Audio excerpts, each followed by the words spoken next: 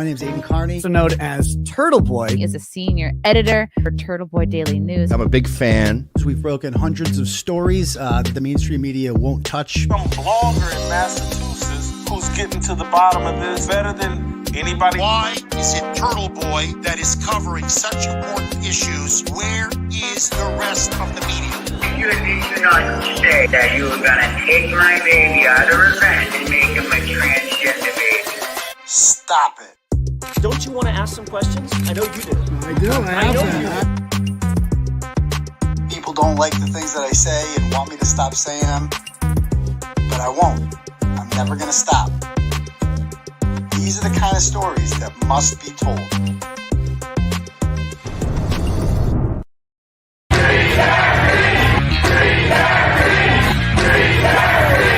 And I will not be intimidated. I will not be silenced. And we will continue on our journey for justice for John O'Keefe and for Karen Reed. Tick, tick, boom. Noise. Go, baby, we bringing out toys. Boys, chop up and sing, it should be on the voice. Bang, bang, we gon' ride out. Gang, gang, we don't die out. Want it like this, ain't no timeouts. Tell me who really gon' find out.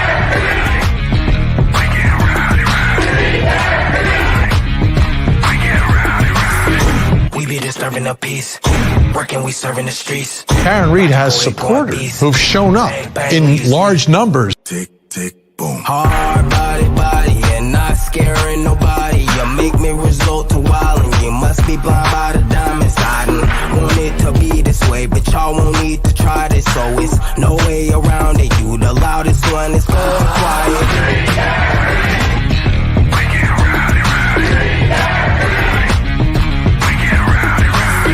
We be disturbing the peace, working, we serving the streets.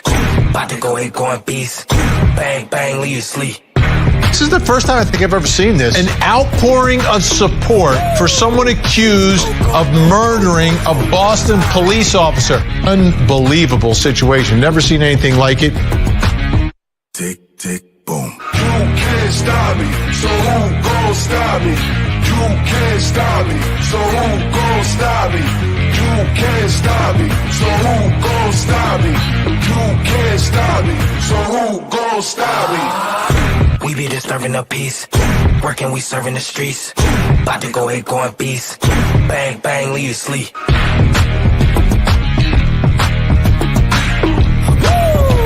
It's go, go, go, go, go, go, go time.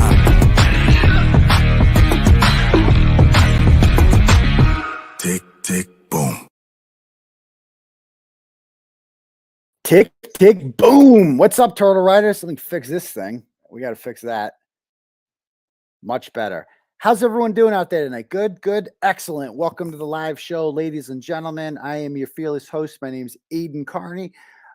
Some people call me Clarence with Emerson. Old school Turtle Riders call me Uncle Turtleboy, although I got to be honest, I prefer Doctor. That's my Twitter handle at Dr. Turtleboy, DOCTOR Turtleboy, because if Jill Biden's a doctor, then so am I. Some people call me Daddy.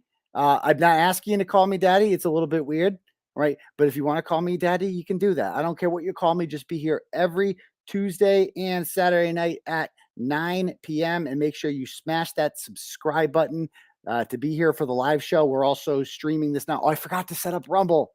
Oh, the Rumble rats are going to hate me. I forgot to do the Rumble, but we're streaming this right now on YouTube. How many people we got on YouTube? 2,300 so far. Over on Twitter, we stream on Twitter now. We got 800 and something over there. That'll go up throughout the night. So yeah, make sure you just be here. If you guys want to join Turtle Club for $15 a month, you get ad free on the website. You also get access to the extra Thursday stream that nobody else gets, and you get no ads, no Asian women in your neighborhood that want to date or anything like that. None of those pop-ups. So be here. That's all we ask. So if you guys enjoy the program and you would like to donate to it and help us out, if you want to donate to the super chat, right, you can't, because YouTube took that away from us because I had the wrong opinion about the vaccine, President Biden's vaccine mandate a couple of years ago, and they took away my ability for you to give me money. But no big deal, because YouTube takes 40% anyway. So we just built our own platform. It's called Turtle Chat. If you click at the link at the top, that brings you to something called Turtle Chat. You can donate whatever amount of money you want, and you get to write a message. I will get that message in my email, and I will read it out loud to the class. Or you can Cash App me at $UncleTurtleboy, and I will read your messages out loud to the class as well. I've already got some Cash Apps here. Let me read some. We got JB sends $5 and says, predictions for tomorrow's hearing. I can't even predict it, man. You know, it's going to be wild. It's like must-see TV. It's better than any sporting event ever, because we're going to get into it tonight. We have no idea the bombshells that are going to drop tomorrow with some of these Rule 17 hearings, particularly the people they're asking them from. 𝗵𝗂𝗆, Kevin Albert, Brian Albert. It's going to be wild, so it's going to be good. Next up, we got another $5 from JB. He says, what's the deal with 𝗵𝗂𝗆 getting thrown in the mix? Again, we're going to discuss that. Like, why is the former police chief's phone? Why is the defense asking for that in a motion? There's only one answer to that. It's because the feds put something in the report that makes Ken Berkowitz a player in this. I've always thought Ken Berkowitz was a player in this. The dude resigned like shortly before this all went down. Remember, come on. He's the chief of police in Canton. Stop it. He found taillight just driving by. He's another taillight whisperer, right? The dude is shady. Something's up with that guy. And he deleted his Twitter account. Remember that? And Berkowitz also, remember the reporter Mike Ciccone from Boston 25 News used to work there? He tweeted out something to the effect of that the body was found on the lawn of Brian Albert's house. And what did Ken Berkowitz do? He DM'd this reporter and asked him, can you take the tweet down? Brian Albert's a pillar of the community, he said. He doesn't need his name being thrown out there. He actively asked the media to suppress their reporting, right, to protect the image of his buddy, Brian Albert. And they want us to believe that these people won't cover up a murder. Stop it. Stop it. All right. So we'll see. We'll see what's in Ken Berkowitz's phone and why they want that. So thank you very much, JB. Sharon sends $50 and says, truth and justice. Amen. And it's coming soon, Sharon. I can guarantee you that. JB sends another $5 and says, Aaron O'Keefe is on the crusty panties diet. Stop it. Hashtag swole. Thank you, JB. Jane sends $20 and says, Mello the moron. I mean, the judge scolding him. We are going to watch. We have some video. If you guys were just watching me on Larry Foreman's channel, the DUI guy, we watched some of that. It is hilarious. We got to watch some of it. It's going to be good. So tune in for that. Over here on the Turtle Chats, we got $5 from Sarah, who says, I worry about you, especially hearing about the whistleblower that just so happened to commit suicide the day before court. Keep speaking the truth and stay safe. My mom and I love you. Well, I love you and your mom, Sarah. And don't worry, just to be clear, I'm not suicidal. If anything happens to me, I'm not Epstein in myself. Okay. I want to live. I like life too much right now. I'm enjoying it. Things are going well. Post jail, things are going well for me. I got a new house, right? I get to see my kids a lot. I'm no longer worried about some hearing coming up where they're trying to revoke my bail and send me back. Life is very good right now. So if anything happens to me, not something happened to me. It wasn't me. I didn't do it. So there you go. Thank you very much, Sarah. Next up, we got $25 from Agent, who says, buy yourself some lunch at Five Guys. Get it? Oh, stop it. Love you. Thank you very much, Agent. Scott sends $10. Says, I loved 𝗵𝗏𝗄 giving you the victory embrace at Dedham District Court. I know. That was like, he's like 𝗵𝗏𝗄's not just my attorney. Like, he kind of loves me. And like, you know, I'm probably his most important client that he's ever had. So he's like emotionally invested in my success and this victory. This is obviously a very big case for him, and he's passionate about it. That's what I love about him. So thank you very much, Scott. He says he's the absolute best attorney you needed in this effed up situation. Remember, people used to doubt him. Yeah, how about that? The tide has turned in that regard. So again, if anyone else wants to donate, we got another one here from on Cash App from Elbro. Sends $10. Says, please ask Aunt Shell to get me a drink. Okay, Aunt Shell, get him a drink. Love says, love you. Thank you very much, Elbro. John Trott sends $10 and says, can we get a follow-up on the Abington sugar baby? I don't even remember that story. Is that a ratchet I wrote about? I don't even remember. I'm way too wrapped up in the Karen Reed story to even remember half of these ratchets I used to write stories about. So again, if anyone else wants to donate, the link to the Turtle Chat is at the top. You can donate whatever money you want. and write a message, and I'll read it out loud to the class, or you can cash at me at $Uncle_Turtleboy, and it can get the job done that way. Couple quick announcements for guys. Couple quick announcements. First of all, number one, I talked to Sean in the Gulf. Right, me and Sean in the Gulf had tweet beef yesterday, and we were good, and it was a misunderstanding. Okay, and we had actually a really productive, like 15. He called me 16-minute phone conversation in which we kind of aired our grievances, and I explained my where I was coming from, and I told Sean the things I like about him and the things that I didn't appreciate that were being said. Right. And it was actually a good conversation. And I'm like, actually, the people would like to hear this, because I told Sean, he told me that, like, he goes, who am I? He said, like, why? He's like, why were you texting me when you got out of jail? I'm like, Sean, I was texting you because while I was in the can, I couldn't do anything. Right. And people are sending me, what I like people to send me were screenshots of Twitter comments and out in messages. Like, I missed the internet a lot. That was the hardest part about being in jail, besides not having the kids, is not having internet.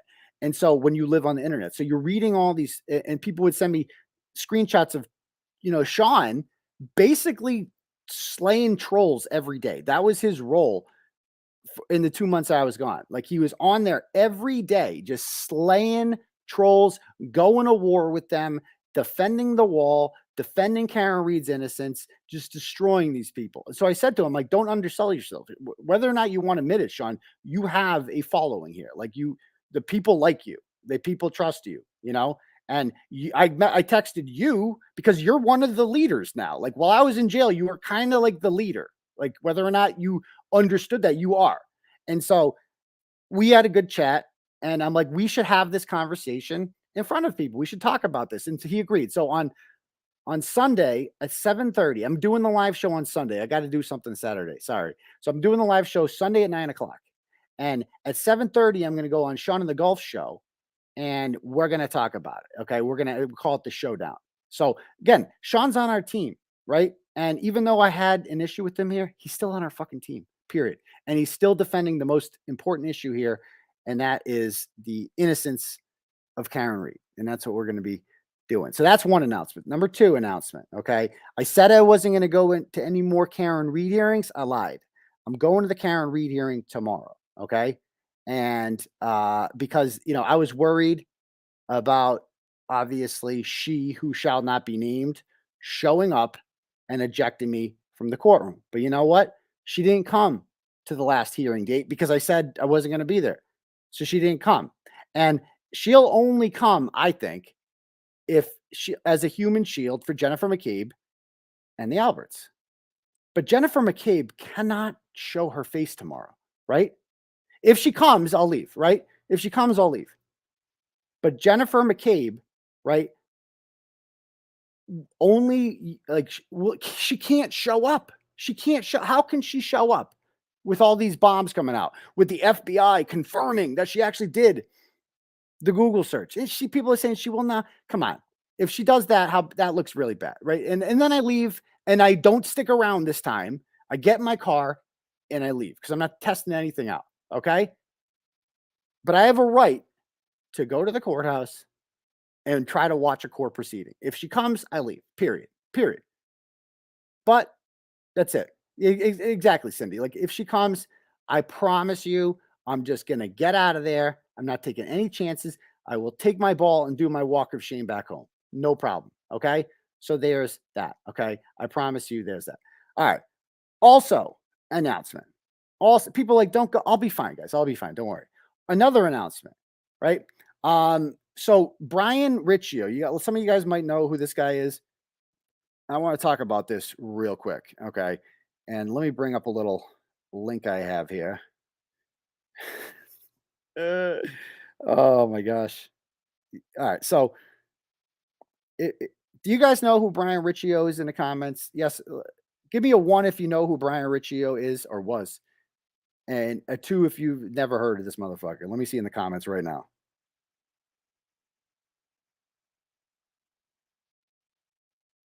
Let's see. I'm guessing most are going to say no, but probably, like, if you're on Twitter, you're more likely to know who Brian Riccio was. So Brian Riccio is this dude, or was this dude, right? Who is the most negative person in the world, okay, on Twitter. I'm going to bring up his Twitter right now. I was actually retweeting some of his greatest hits today. He's this little bald guy who is like, he lives in Revere, and he's just such a piece of shit. Like, he's just such a contrarian, and it's like a troll, like a literal troll. Looks like one. He would show up and like ask me ridiculous questions like, "Hey, Aidan, you masturbating?" How many times has she shared the videos of me, doing it? Like, if you're not familiar, a Jilted X a few years ago released some videos of me, doing that. And it's a little bit embarrassing, obviously. All right. Her name's Leah. Everybody knows who did it. It was Leah. And Brian Riccio often shares those. Like, he's constantly like sharing these pictures. Like, it was freaking bizarre. Like, where'd it go? Look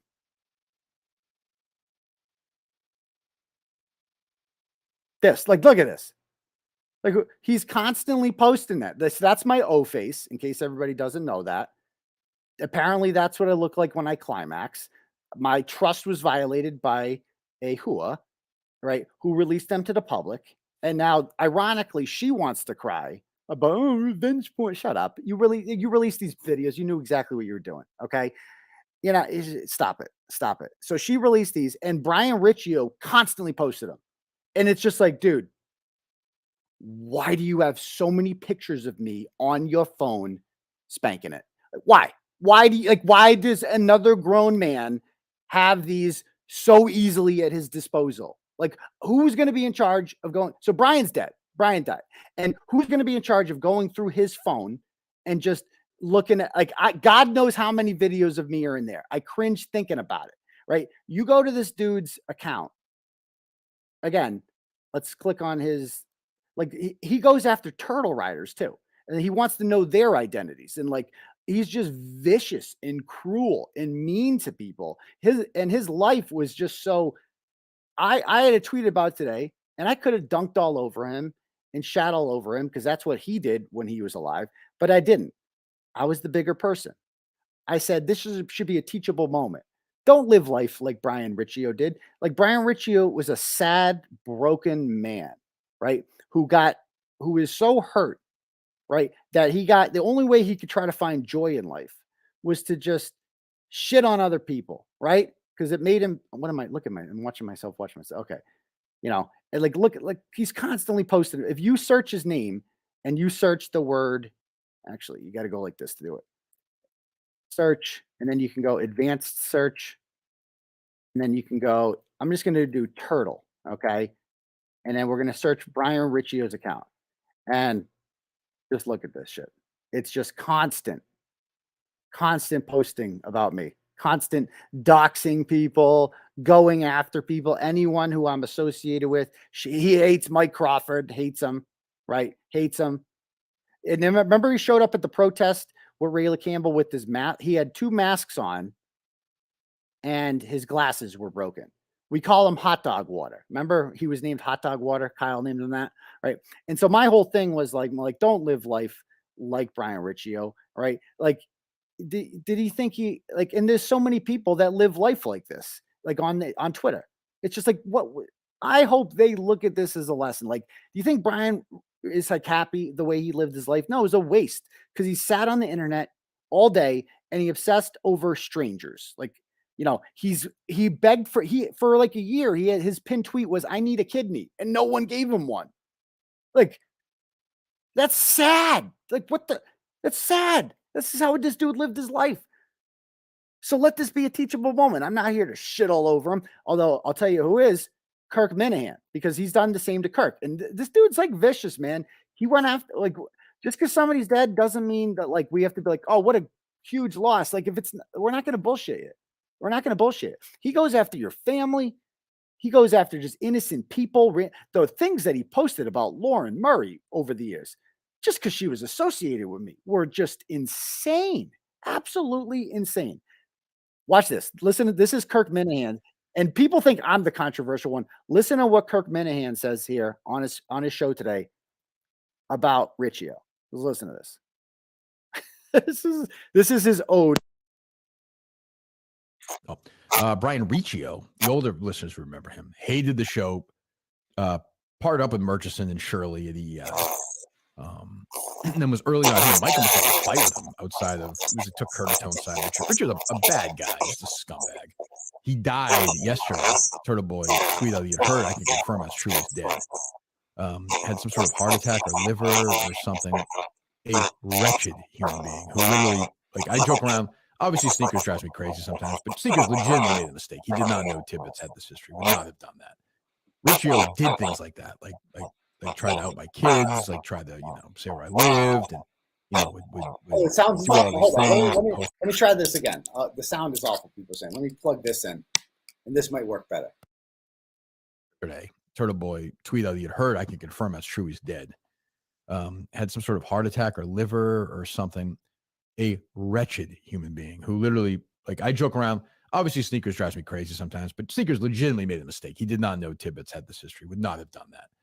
Riccio did things like that, like try to out my kids, like try to, say where I lived, and would do all these things and post my address and pictures of my house and all kinds of crap.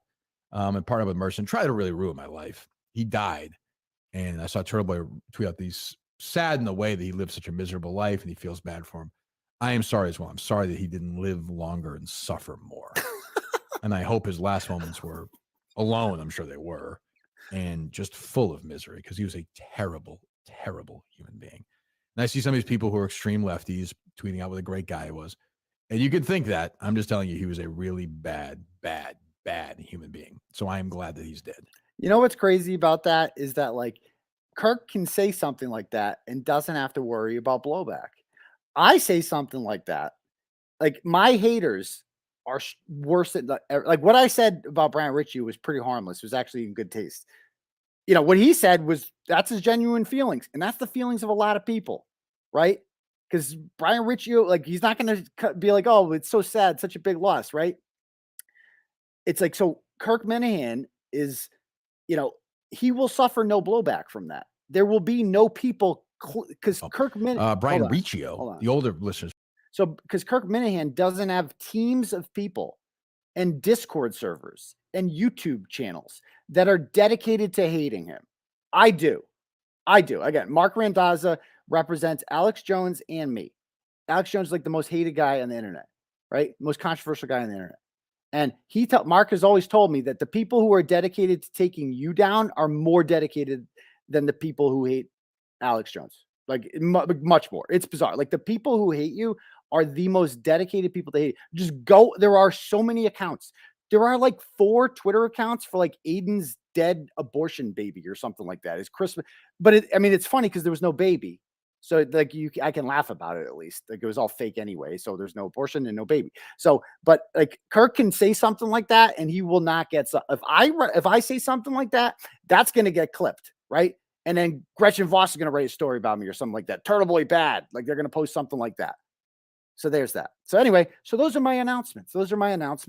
And let's get started with the other stuff that we're going to get into tonight. So starting with, let's talk about what's going to happen in court tomorrow.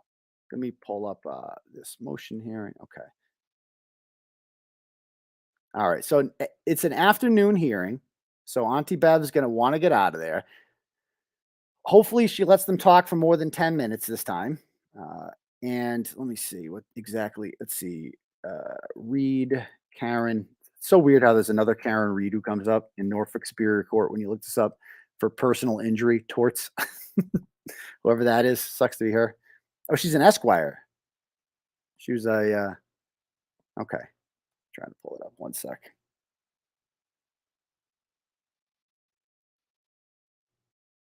Hold on.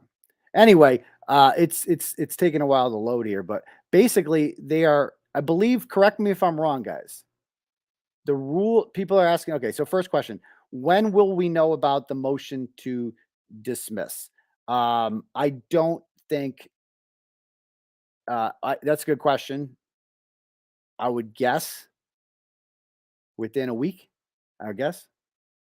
But don't, you know, do you guys think, I put a Twitter poll up about this and it was like 70% think that she's not going to dismiss it. That might be low. Like, come on. Even though there's a million reasons to, obviously, really good reasons to. Does she seem like a transcendental type of figure, Auntie Bev, that's going to do something like that, make an unprecedented decision to overrule a grand jury indictment? She just doesn't seem like the type. Okay.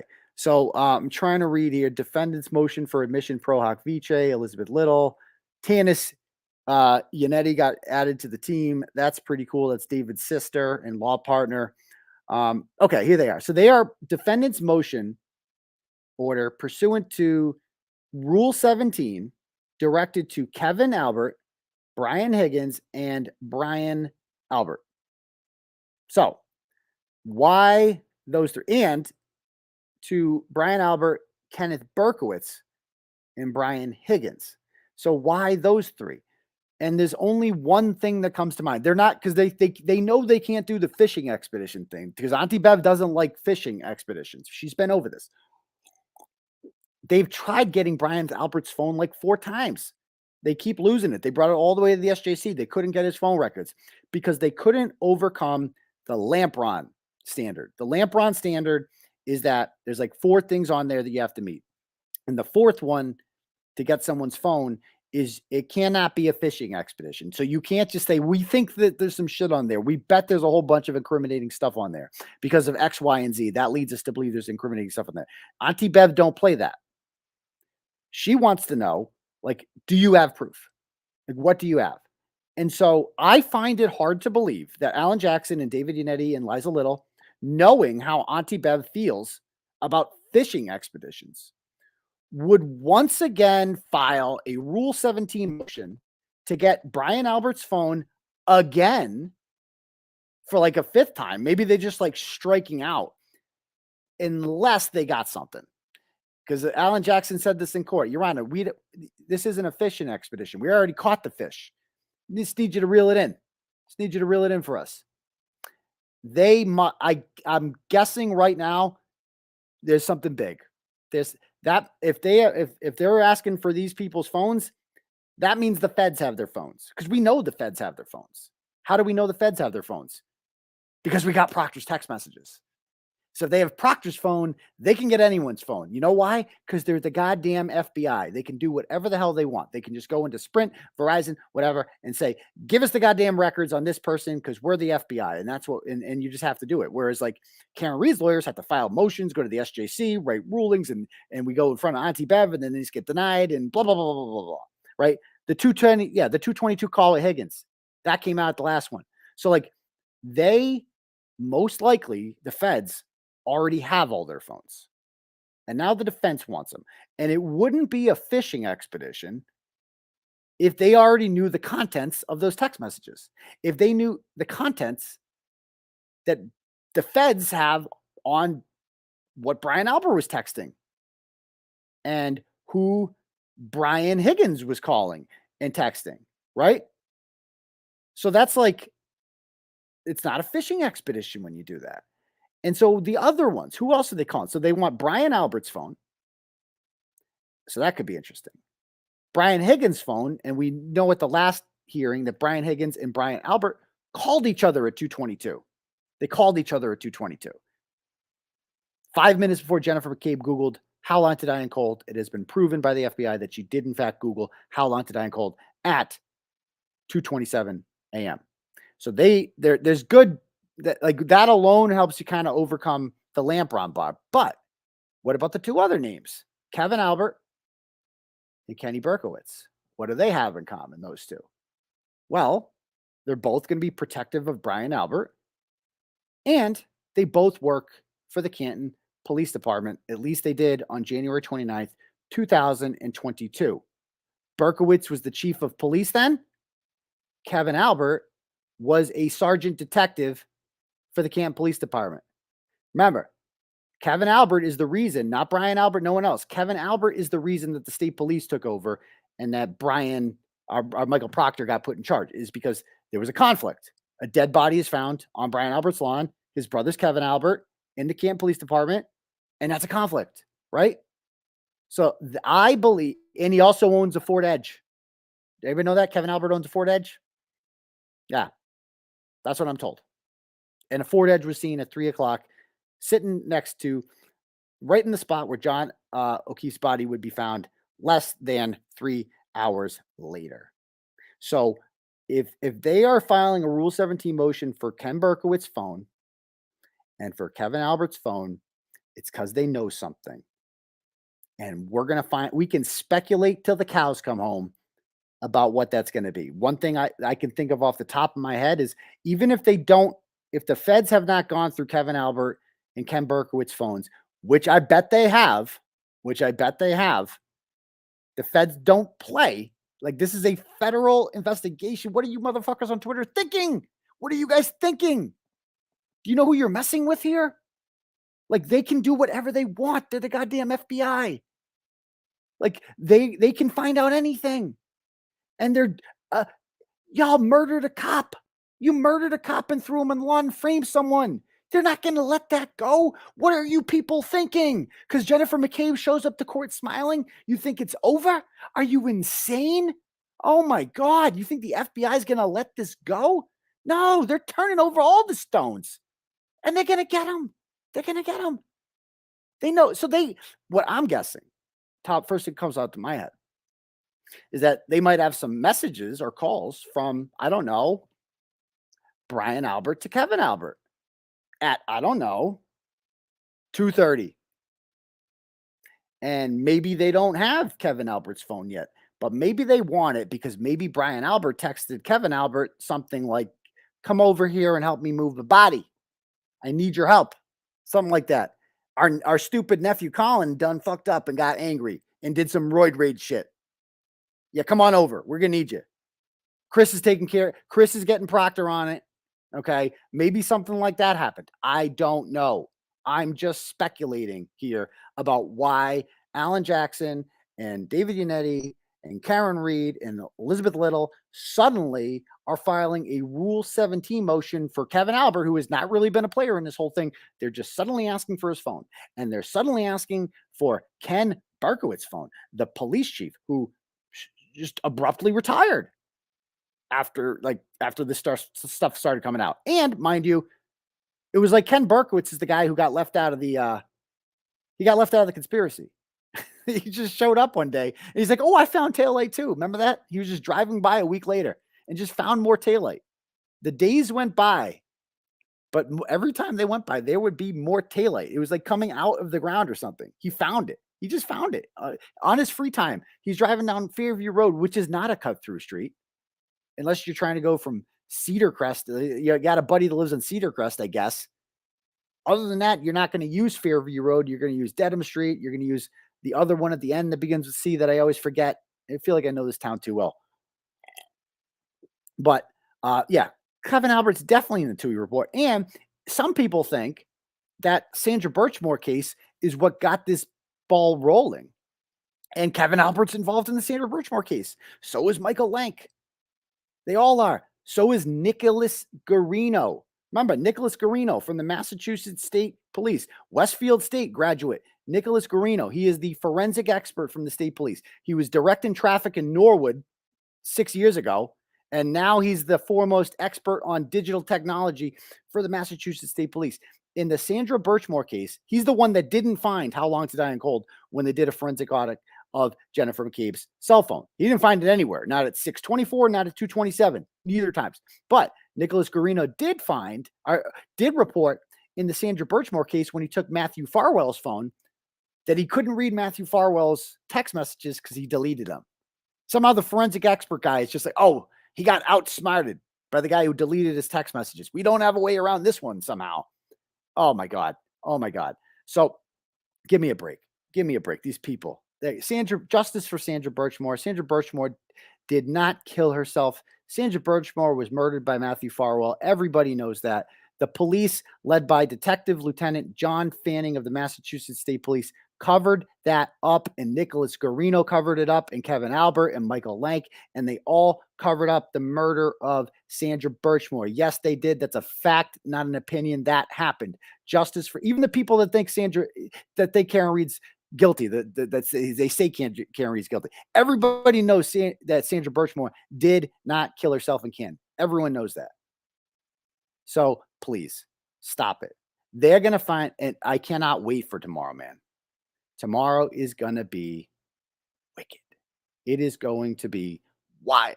Like, I cannot wait. Like, this is exciting.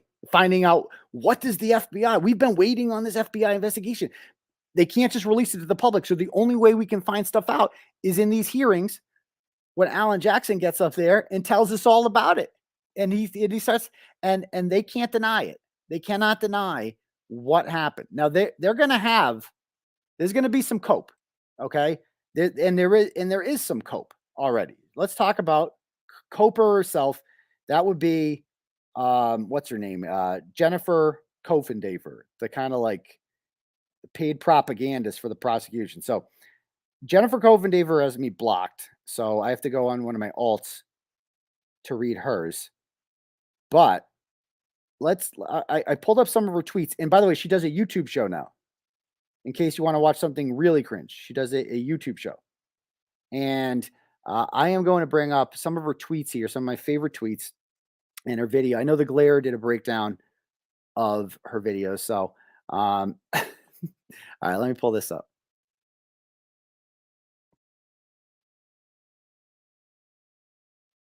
All right. So here's what she says. She goes, I don't know if you guys can see this. Her show is as cringe as you imagine it would be. I know I can see the pictures at the bottom. It's fine. They're not bad. Okay. So she says, somebody goes, what about Proctor receiving gifts from the witnesses? On the day Karen Reed was arrested, Colin Albert's mom thanked Proctor and offered him a gift, which he accepted. Well, he said it was for his wife. Considering he knew them and never looked inside that house, is that appropriate? Is that sus? And she goes, I have no evidence of this. What are you talking about? What are you talking about? It says it in his text messages. Is she suggesting that Alan Jackson just made that up in court? As if why didn't the prosecution say, wait a minute, that's not what it says? No, they didn't even object to it. They didn't dispute that. They talked, you know what Lally talked about at the last hearing? Yours truly. He's just like, yeah, sure, there's all this really damning evidence, but there's this blogger. His name's Turtleboy. He's writing really bad things, and he's intimidating the witnesses, Your Honor, and that's bad. So just ignore all this FBI finding and focus on Turtleboy because he's a bad man. He's a bad man, and he beats up pregnant women, and he's just on the internet, and he's saying all sorts of bad things, and we need to stop this man. So don't worry about the FBI investigation. Pay no attention to that. So this is what she says. It's like she used to work for the FBI, so she's saying the FBI is not legit. I don't know. Somebody says, let's see the evidence. Jen Coffindaffer says, let's see the evidence. I think the evidence is too strong to ignore.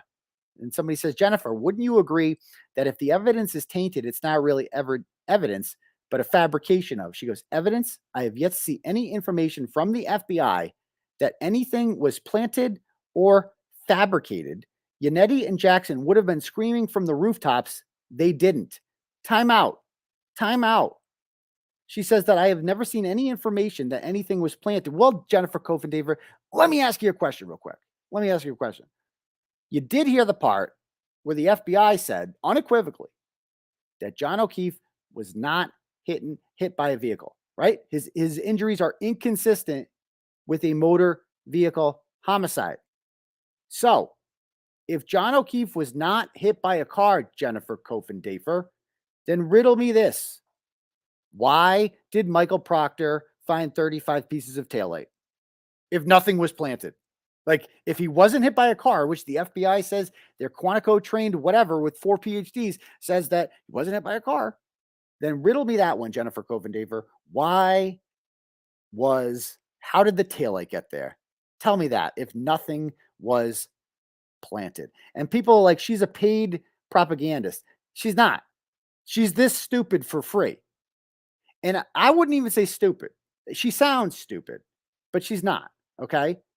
She knows she's lying. And I've given this speech 100 times before about the people who wake up every day and lie.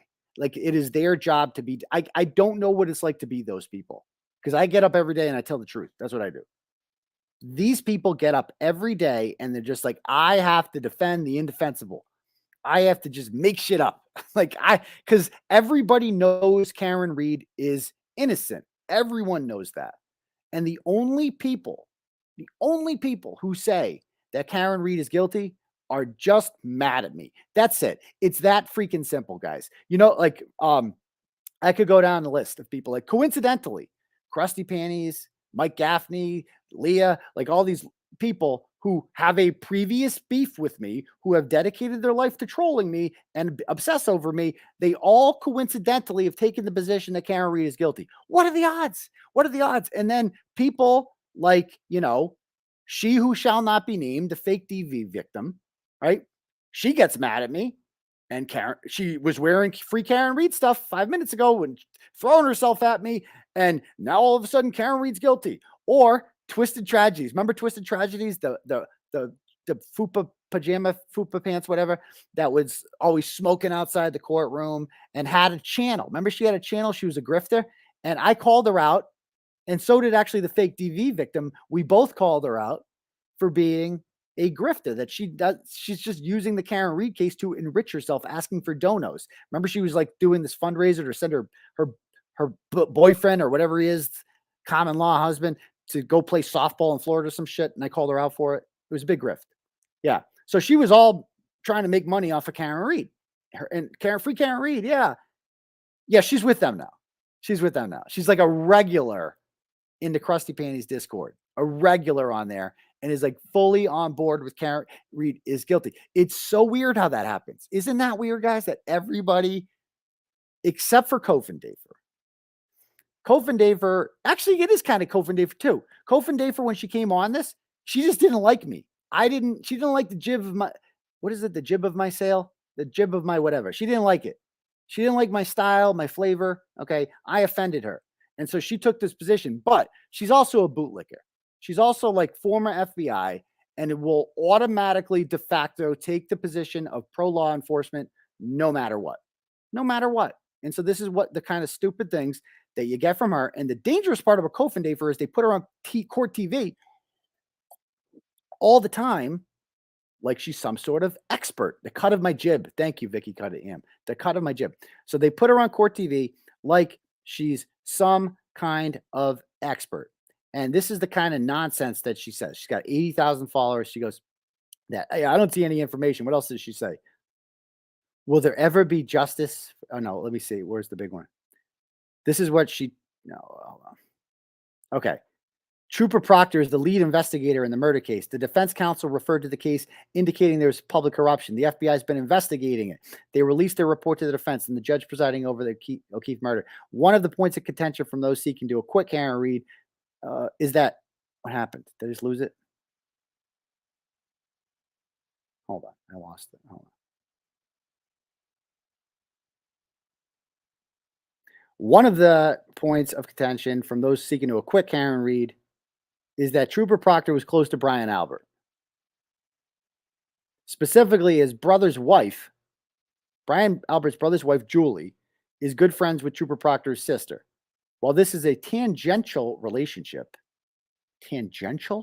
like he sat at the same table at Courtney Proctor's wedding with Julie Albert. That's not a tangential relationship. These people have known each other for decades. He asked Julie Albert to babysit his kids 10 days before John was killed. He admitted to minimizing their relationship in front of the grand jury. That's not tangential. But she concedes it seems Trooper Proctor was not transparent about his relationship with the Albert family.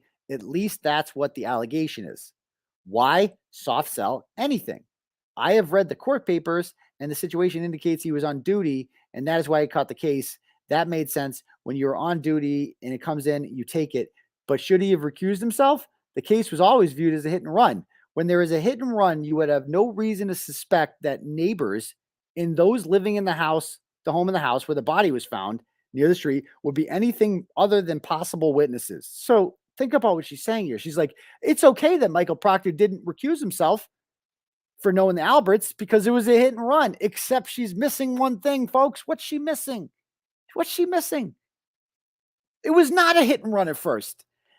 By 10:48, Sergeant 𝗵𝗂𝗊 was on record saying that they believed this was a domestic incident.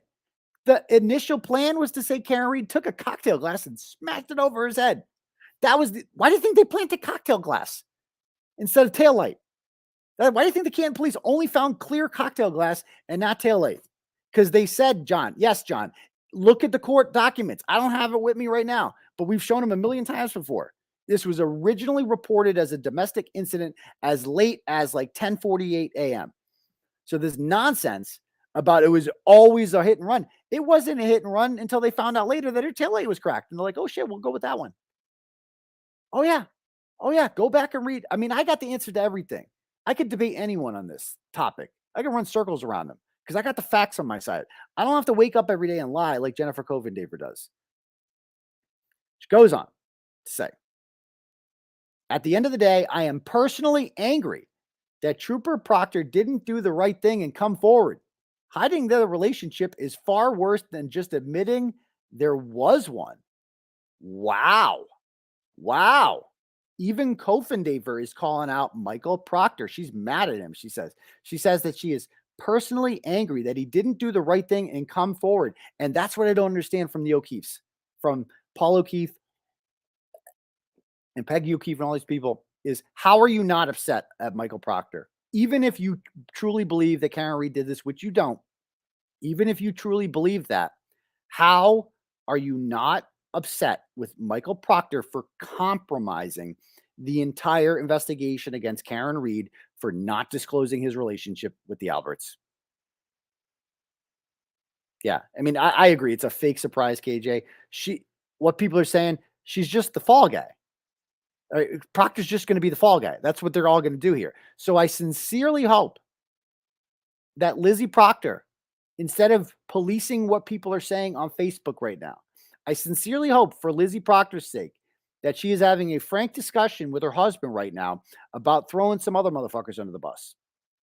Because I got bad news for you guys. They're going to blame it all on you. The first they were going to do Higgins, and then he flipped. And now they're going to do you, Proctor. So you need to figure some shit out here. Why should Michael Proctor alone go down for this? Michael Proctor did not sign off on all his reports. Brian Tully did. Michael Proctor is not the only one who knew about the relationship between him and the Alberts. 𝗵𝗂𝗊 knew as well. Sergeant 𝗵𝗂𝗊 knew as well. Why should he alone go down for this? Tell me that. And you can't, right? And the district attorney's office, Michael Morrissey knew about it as well on August 25th when he said, there is no personal relationship between Trooper Proctor and any of the witnesses in this case, except there is, because they ask each other to babysit. Meatball. They ask each other to babysit their kids. That sounds pretty personal to me. Okay? So I sincerely hope, Proctor, if you're going to go to jail, okay? But it can be a lot less time. And I'm not going to adopt your kids. I know I said that before as a joke. I'm not actually going to adopt your sons. I'm not kidnapping them. I know your wife thinks, oh, that's a threat. He's threatening to kidnap her kids. I was just going to teach him to throw a football. That was it. I meant no harm. Okay. Well, they needed a male role model in their life. That's all I was saying. Okay. That's witness intimidation now. Apparently I'm being charged with that. I'm not actually kidnapping your kids, but I am giving you some advice, and that's tell the truth. I know it's witness intimidation. You can't say tell the truth, but you should tell the truth, because the truth shall set you free. And you don't have to go down alone for this, Michael Proctor. 𝗵𝗂𝗊 can go down, because those motherfuckers will sell you out in a heartbeat. They're already planning on it. Did you see him at Davio's? Did you see the picture of them at Davio's with him, Tully, and Fanning sitting there? And they're looking all miserable and sad because you went in front of the grand jury that day. And they're like, this motherfucker's going to sell us out, isn't he? And they're planning to sell you out, so you better do it first. You should do it first, Michael Proctor. Get on that. Get on that. Why are you covering for a punk like Colin Albert? That little shit. That little. You want all these people are going to throw away the whole last Colin freaking Albert and Brian Albert? Stop it. Stop it. They're not worth it. They're not worth it. Okay. I mean, that's just my advice. That's not witness intimidation. I'm just saying that's what I would do if I was in your situation. So Coffindaffer goes on to say, quote, when the FBI comes calling, they will leave no stone unturned. Do I still believe, based on evidence, that Reed hit Officer O'Keefe, as the indictment stated? Yes. Okay, that's because you're an idiot. But the mere fact that she's even asking herself that rhetorical question means that it's not going too well. If Coffindaffer's on Twitter being like, Michael Proctor's kind of a douchebag for doing that, and, you know, do I still believe do it? Yes. Not like, oh, 100%. Yeah, she's like, yes. Waiting to see the Giglio information. Will they remove him now? Giglio is no joke. Okay, blah, blah, blah. Okay. I don't know what the internal affairs investigation will reveal. This adds the hot mess that already exists in the case. Will there ever be justice for John O'Keefe, or will the person who killed him get away with murder? Depends if Colin Albert is arrested. That's what it depends on. Okay. Yeah. So anyway, look at these ones. People are asking, what could they have done to his arm? It looks so strange. There were shallow scratches, according to the ME, from a blunt object like glass. Okay. Okay. So a glass caused the scratches on his arm? So what part of Karen Reed's car was glass? Oh, he had a glass in his hand. Oh, so she's going with the yellow cottage tails theory here. He's holding the cocktail glass, and then the car backs into him, and then the cocktail glass smashes and then cuts, parallel gashes somehow all over his arm. So like so just to review, the cocktail glass smashes, and then the shards come out, and they happen to come out like synchronized swimming or some shit. Like they're in formation, the shards of glass, and they go, oh yeah, let's just cut a little bit right here. And then we'll cut a little bit right here. And then we'll do a little here. And it's just dancing. They're just dancing all over his arm. The shards of cocktail glass. Like, what? And that's a blunt object? This is what happens when they try to explain the injuries. They can't do it. They make fools of themselves, guys. We shall see. I look forward to the testimony from the MEs. Okay. And then this one, somebody asks him about the DNA. They tested the clothing. No dog DNA from the fabric from the sleeve. The dog DNA theory is over. Jennifer, you know what they didn't test? His arm tissue, because that just disappeared. Like the Canton Library video, it's just gone. So there's that. It's like, okay. Or what else do we got here? What else? Like, look at this. And then she posted a picture of pancakes somehow. She's losing it, folks. She's losing it. She's posted pictures of pancakes. All right, what else do we got here? There are two sides to, there's two. It's a metaphor. She's so wise. There's two sides to every pancake, I always say, and those sides are quite different. Attached is Trooper Proctor's side. Take note that what we do not know where the allegation came from that they started the probe. I'm so sick of hearing that about, we don't know. I'll do my Coffindaffer impression. We don't know who called and told the FBI about the investigation about this. So we don't know who started this investigation. And it sounds like it could be the defense who was doing this. So it could be smoke and mirrors, that this is not actually a conspiracy and this is just a lie. I'm so sick of hearing that. Okay. Even if it doesn't matter who called 1-800-FBI, it doesn't matter. Okay. The fact of the matter is, if you call up the FBI about something and you're like, hey, FBI, guess what? So there's this dude on my block who's, I think he's trafficking, young Asian girls or something like that. Can you launch an investigation into him? And they're going to be like, they're going to be like, do you have any evidence of this? Do you have any evidence that your neighbor's trafficking young Asian girls? And if you're like, no, just do it. Just launch a 15-month investigation with a grand jury and bring all these people in. If Karen Reed's team, and we don't know this happened, if they're the ones that contacted the FBI about this, the FBI can still tell them we're not interested. Like they can still tell them that, yeah, we looked into it for 5 minutes and there's nothing there. But instead, they launched a 15-month investigation, convened a grand jury, brought in all of the witnesses. They're not doing that if they think it's bullshit. And that would make Karen Reed's team the whistleblowers in this situation, right? You're allowed to blow the whistle on corruption when you see it. If they believe that the district attorney's office is covering up this murder and framing her for it, who are they supposed to call? Ghostbusters? Like, what are they going to call? This is what the FBI exists to do. The federal government acts as a check for your local state government. It's what they do. I'm so sick of hearing this about who called the FBI. It doesn't matter who called the FBI. The FBI thinks there's something there, period. She goes, if I had to make a wager, it was either Karen Reed or her attorney. Yeah, if I had to make a wager, that would be my guess too. Okay, remember, it's due to the FBI probe began due to information provided to the USA's of Reed by her defense team. When there is an allegation lodged, the agency must look into it. Yes, they must look into it, but they do not have to conduct a 15-month investigation and convene a grand jury. Dum-dum. Secondly, what are the allegations? We don't know. There is speculation that he may have soft-called his relationship with the Alberts based on Alan Jackson's assertions, but we have listened to Jackson assert much nonsense that has failed the litmus test, like his dog bite theory. Okay, so blah, blah, blah, blah, blah, blah, blah, blah, blah. Okay, so she stinks, and why don't I read a couple turtle chats here? Shall we take a little break to read some turtle chats? Because we got a bunch here, and I want to read some. Okay, starting off with... $10 from Chris. And he says, after you make your millions off Netflix and the lawsuit, will you visit 𝗫_SIG in a Lambo and give an alumni talk? Are you an alumni of 𝗫_SIG, Chris? I would love to go back to my fraternity and give a talk once I'm rich and famous. I'll go now. Upper middle class now, I'd say. But once I'm rich and famous, absolutely, I'd love to go back to my fraternity and give a speech there. Absolutely. Thank you.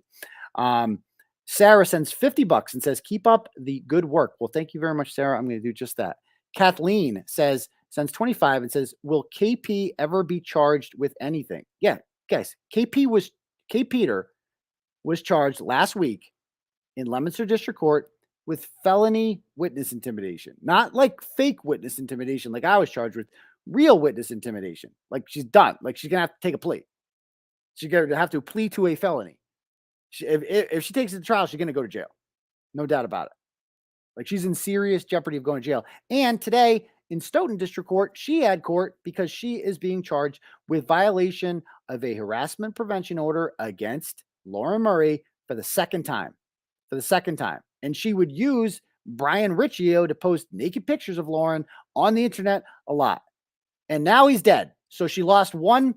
So that's obviously a sad day for Kate Peter because she has one less person out there to use as a conduit to harass the woman who has an order against her, whose life she has made miserable. So there's that.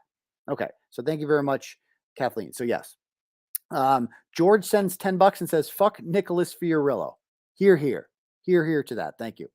Trish sends $25 and says, true crime and some wine. Her name is Karen something McCormick. Is annoying and batshit crazy and trashy.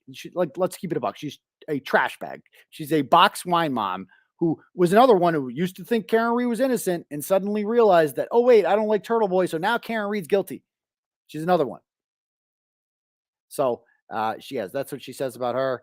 And she goes, thanks, Aidan, for all you do. Cheers to new beginnings and happiness. That's the thing about it. Like the people who support me, they're filled with love, happiness. They're great people. You see them outside the courthouse.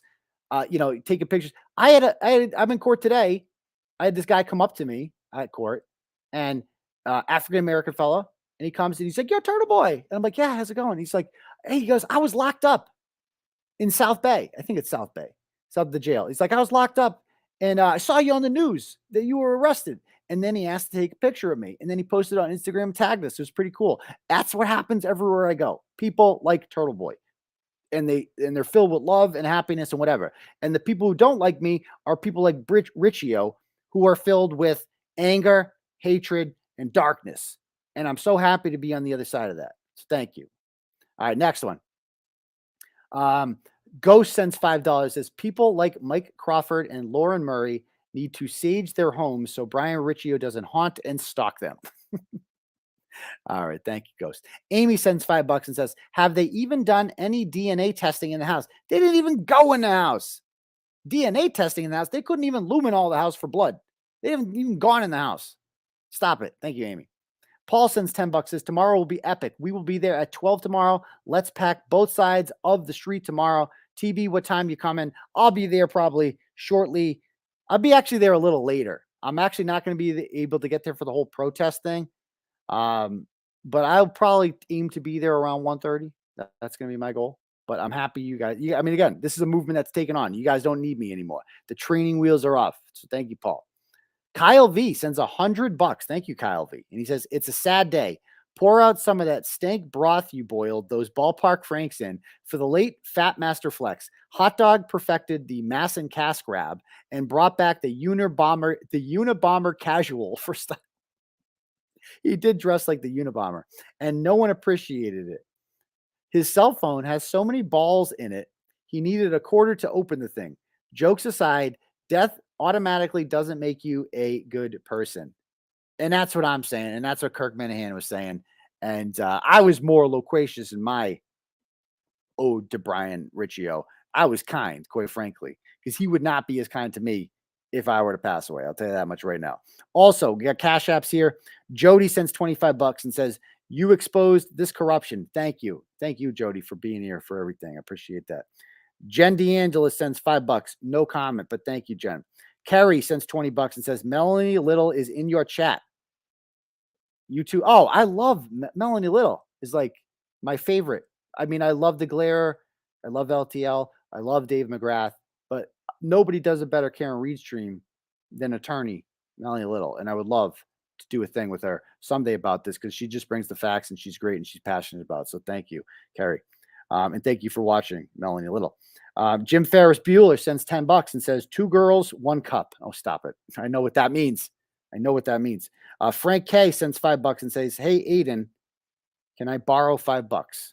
I don't get it, but okay. Shelby sends $19 and says, has no comment. I think Shelby was one of my students. I'm almost positive that she went to Shepherd Hill. I'm almost positive. So thank you very much, Shelby. I greatly appreciate that. Again, if anyone else would like to donate and have their messages read out loud to the class, you can click at the link at the top for Turtle Chat, or you can cash at me at $UncleTurtleboy, and I will read your messages out loud to the class. Okay. What else were we going to talk about tonight? Oh, we got the tape, guys. We got the Mello tape, and we shared some of it on the Larry on the DUI guys thing. So you guys want to watch it? It's pretty funny. We got to watch this. Let me get this link here, and we give me 1 second. Actually, do I send? Oh, here it is. Nope, that's not it. Okay, got it. So we are gonna listen. We're gonna watch some Mello in action, shall we? Because we need some big here and tomorrow. We need a little relax time here. Just sit back and enjoy the show. So let's watch some Mello. We've all seen his entrance, his glorious entrance into the courthouse. But if you weren't there to see him in action, you know, you might have read Jess Machado's tweets about it, but unless you were there to see it in its glory. All right. Court's back in session. May be seated. Please remain quiet in the court. Thank you. All right, we are back on the record. This is in the matter of the Commonwealth versus Aidan Kearney. President Court, for the record. All right, sir, on docket 2454 CR 255 with dates of offense of February 26th. Look at me. I'm nervous. In the town of That's me shitting my pants right there. I do not look like my normal self there, do I? That is nervous Turtle Boy right there. That is like, I don't know if I'm going to jail, Turtle Boy. I had so much anxiety for this court hearing, man. I was shitting my pants. You don't often see me like that. Usually when I come into court, I'm coming in, giving high fives, being like everyone. I came into court that day, like kind of quiet, like nervous as fuck. It was hard to even, like, usually I'm putting on a show and having a good time. I was nervous, man. I was nervous because I found out on that day that they're not trying to send me in for 60. They were trying to send me in for 120, man. 120 days in the can. I was not prepared for that. that's July. Like, at least I went in and the weather was bad before. I'm going to miss summer. I'm going to miss the 4th of July. Are you kidding me? I'm going to miss June. These are like the best months. So I'm scared as hell right here. Because I don't know, like every time I go into this courtroom, especially, I have more luck across the street in Norfolk Superior. This courtroom is dark. I have bad memories. I had my bail revoked here. I lost the restraining order hearing here. It's just, I have nothing but bad memories. So I'm shitting my pants, obviously. Dedham, you are charged with 1 count of violation of an abuse prevention order. A not guilty plea will enter on your behalf on that docket. Any issues from the Commonwealth? Where are you on it? You have 2 motions. Court, please.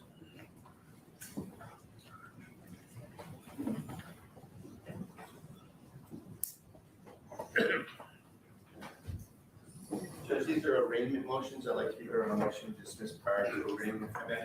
Yeah, does the Commonwealth want the defendant arraigned?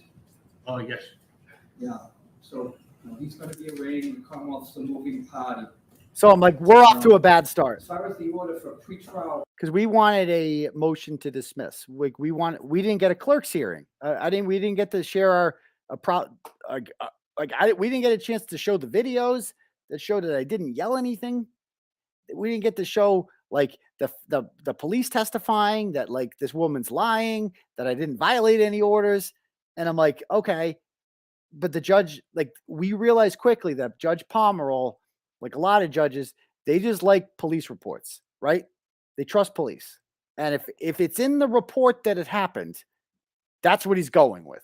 That's probable cause. The bar for probable cause in a court is extremely low. And if a police report says that this happened, then that's probable cause. So he's like, we were going to go for the motion to dismiss and get it back to a clerk magistrate's hearing. So within 5 seconds, we're off to a bad start. And I'm like bowing my head because I'm like, I'm going to jail. Oh, fuck. I'm going to jail. motion for pretrial detention.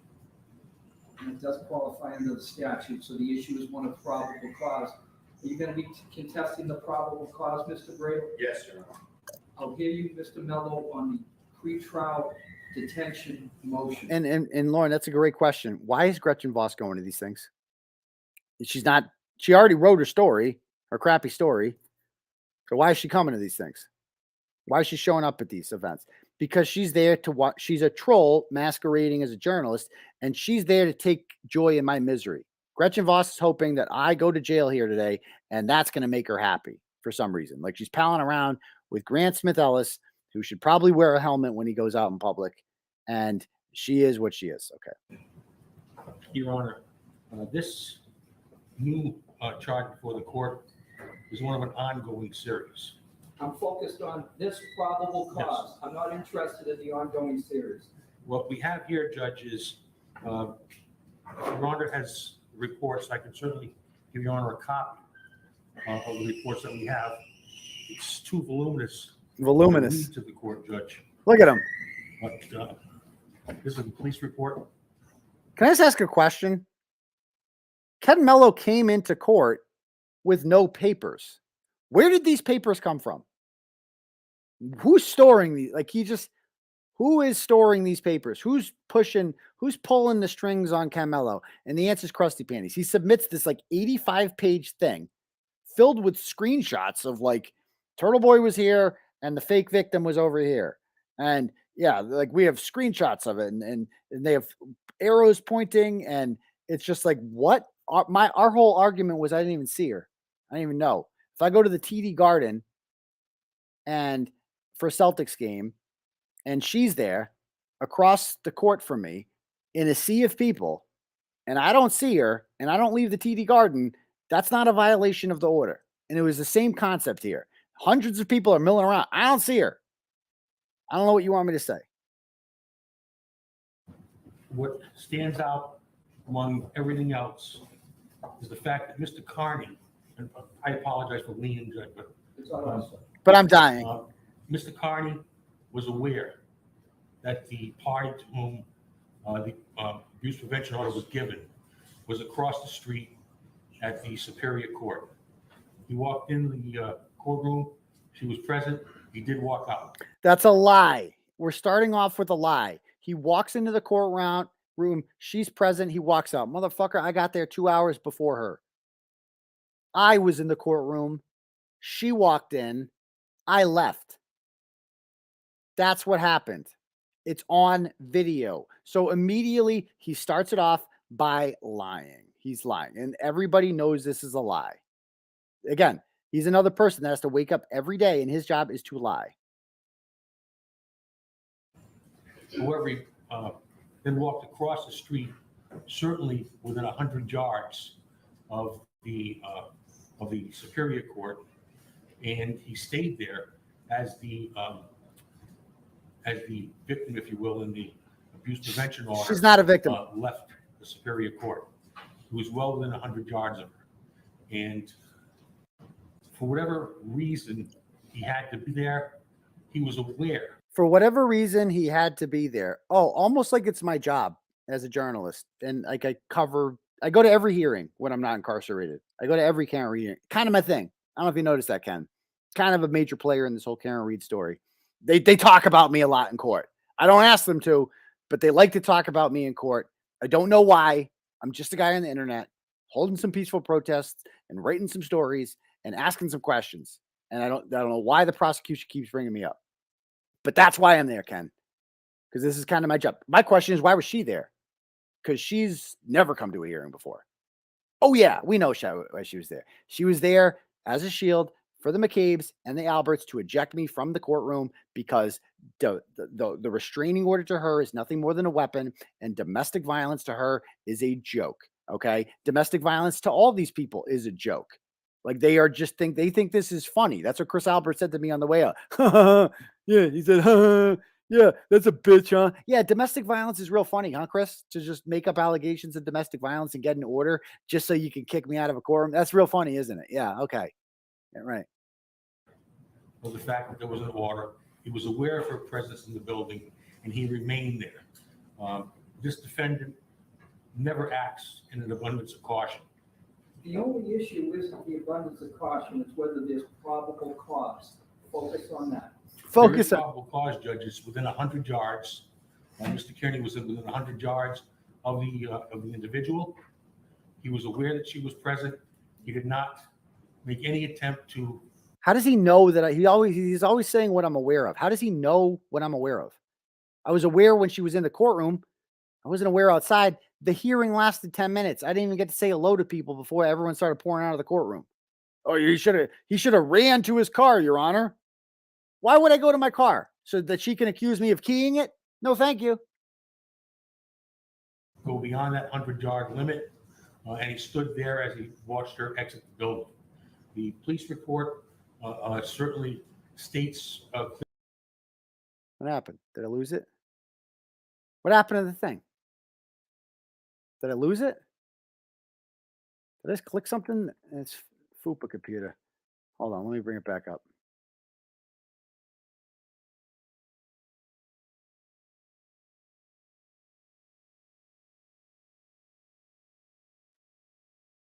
I got it. Don't worry. The police report states whatever. The police report states, according to her, that I yelled liar at her. Then we produced video showing that was a lie, and she quickly changed her statement to, oh, wait, someone who was yelling liar, I don't know if it was him. She quickly changed that statement because she changes a lot of things.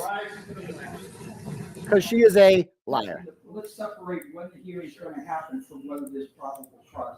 You're contesting the probable cause? We're contesting probable cause, Your Honor. We're also. Give me an example of why there isn't probable cause. Sure, because in this case, it's on video. So this isn't one of those cases where, the government can hide behind the notion of, well, he says this, but we say that, so it's a factual issue. Here we have video, Your Honor. Yes. Video of Mr. Kearney in the courtroom. No, I'm not talking, I'm talking at the clerk's level of issuing the complaint. Yes. Are you saying the police report doesn't equal probable cause? I'm not saying that, Your Honor. So there is probable cause? No, there's not. No, as far as what the clerk did, that's the only standard here. No, Judge. We're talking about 21835A, the exceptions, whether the clerk's office was able to deprive Mr. Kearney of a clerk's hearing for a non-arrested misdemeanor, whether the exception that they chose to use applies. That's different from the probable cause standard, Mr. Brady. Is there anything about the facts that alleged by Mr. Mello that are inconsistent about where your client was Yes. relative to where the alleged victim was? Yes. Absolutely. Yes. That's what. And that's in the police report, that distinction. No, Your Honor. What I'm saying is that if Mr. Kearney's rights to a clerk's hearing were afforded, we would have presented evidence that there was lacking, that the case lacked reasonably trustworthy information that the magistrate could rely on. I was nervous. Based on video. I was really nervous. No, I don't want to merge the clerk's hearing issue with the probable cause for the pretrial detention. Yeah, there's no probable cause, Your Honor. This case is no probable cause.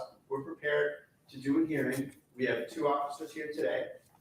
We have our evidence that we've provided, and we're ready to go. And I don't want my client locked up for 3 days. No, I know, but that's different than the clerk's hearing issue. What I'm going to do, I'm going to review the police report with the magistrate. If I find there's probable cause, we're going to do the dangerousness hearing today, whether this morning or this afternoon, further call. So that wasn't good. So basically, he said he's going to go read the police report and see if there's probable cause. So this is a Judge Pomerol who's like, if the police said it happened, that's what we're going with. That's probable cause. And so I knew we were getting a dangerousness hearing, which is fine because I'm not dangerous. And ultimately, I knew we would prevail at that. I don't care about the charge. I don't care about, dude, I'm being charged with, people always ask me, how many charges you got? They would ask me that in jail. The other prisoners be like, what are you in for? I'm like, honestly, I don't even remember. Like, I don't even remember. Like, what are your charges? I'm like, okay. So there was, all right, 9 felony witness intimidation, I think. I lost count. I got 3 conspiracies. And then picketing, I got like 4 or 5 of those. I don't even know. So I'm like, just throw another misdemeanor on the pile. It means shit to me. Like, go ahead.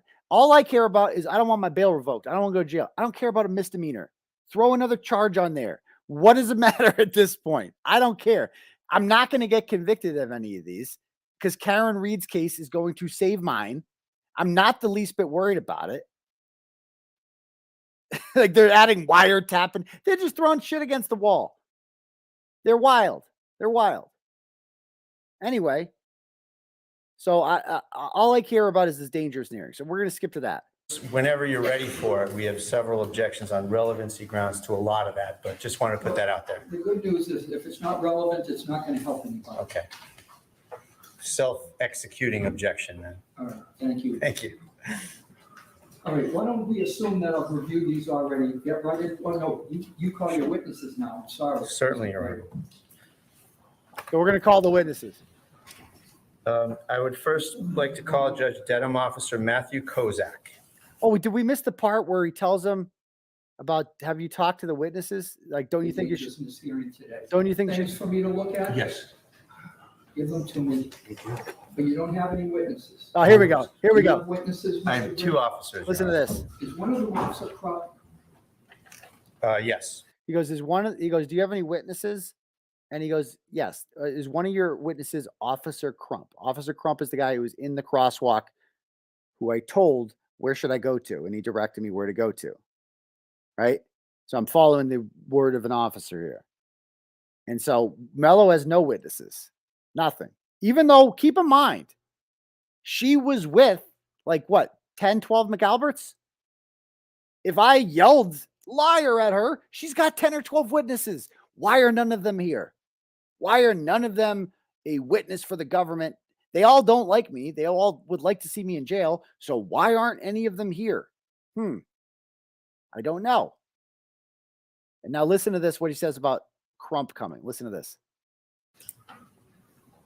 Mr. Mello, have you reviewed the submissions by the defendant? Yes. Have you spoken to Officer Crump yet? Yes. No. I have not spoken to Officer Crump. Don't you think you should? Not really, Judge. All right, give me your submissions. Don't you think you should? Judges are always trying to talk this guy into something. They're like holding his hand, like he's a pro se. Like, don't you? because that means that the judge has read Officer Crump's testimony and he knows how damning it is to Mello. He knows that that testimony proves that I'm not dangerous. I was trying to get away from her. I don't want anything. Why would I want anything to do with some psycho broad who put me in jail on a lie? Why would I want to be around that person? I don't. I want to avoid that person at all costs, obviously. And I did that. And that's what Officer Crump's testimony will show. He has read the judge has read Officer Crump's testimony. He knows it's extremely damaging to Mello. And he's like, do you have a plan for that? Like, have you talked to this motherfucker? Don't you think you should? Because he's just like, nah, I don't need to talk to the witnesses. I'm just going to wing it. I got Crusty Panties gave me 85 pages of shit here I had to work with. He tweeted something about a gun, like not having a gun. I'm going to go with that instead. I don't need the witnesses. This is the same thing that Krupp did, Judge Krupp, not to be confused with Officer Crump. Judge Krupp did when he got him up there and he's like, so do you need a little more time at the first hearing? And he's like, no, we're ready to go today. We're ready to go. This is not a First Amendment issue. I think it is. I think it is. Or when Judge Squires Lee was like, so what authority do I have to take away his phone? He's like, you can just do whatever you want, Judge. Do whatever you want. Oh my God. It's just like he's a child. They picked the most incompetent person possible to prosecute me. They have no intention of actually like convicting me. This is just to jam me up. That's all this is. Folks, quiet, please. And just whenever you're ready for it, we have several objections on relevancy grounds to a lot of that, but just want to put that out there. The good news is if it's not So he's handing in all this stuff from Krusty Panties now. Look at him going through it. He doesn't know what any of it means. It's not going to help anybody. Okay. Self-executing objection then. All right, thank you. Thank you.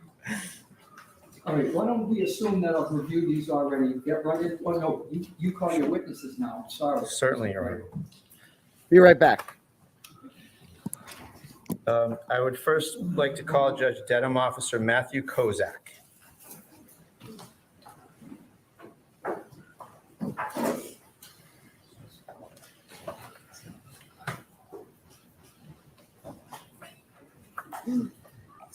Good afternoon, officer. Could you raise your right hand? Do you solemnly swear in this matter now in hearing to tell the truth, the whole truth, and nothing but the truth, so help you God? Your Honor, where would you like me to be while I examine Mr. Kozak? Thank you, Your Honor.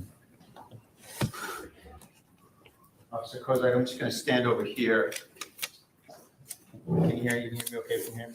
Excellent, thank you. Officer, please state your name, spell your last name for the record. Matthew Kozak, last name 𝗕𝗄𝗍𝗍𝗂𝗍. And give us your profession, description, and a little bit about yourself. Been a police officer, but been with the police department for 10 years now. Hold on. Is this freeze? Directing your attention to 22624. It's been brought to your attention that you went to an alleged vandalism call right here in Dedham at actually the back parking lot behind the registry, correct? Correct. And hold on. I'm going to have to force the first thing you recall about that incident? How did you come to be asked? Don't go anywhere. I was dispatched. I was on a call at the time on Route 1. I was dispatched to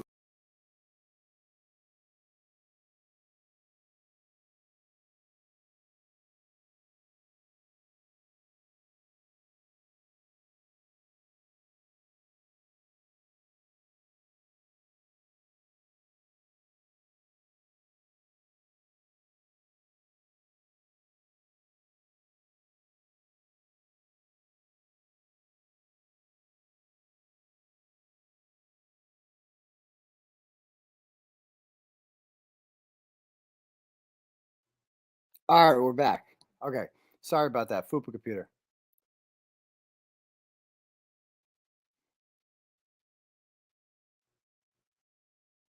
Oh, my face is falling apart. That's not good. All right, here we go.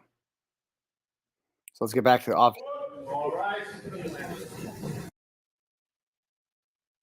All right, why don't we assume that I've reviewed the time?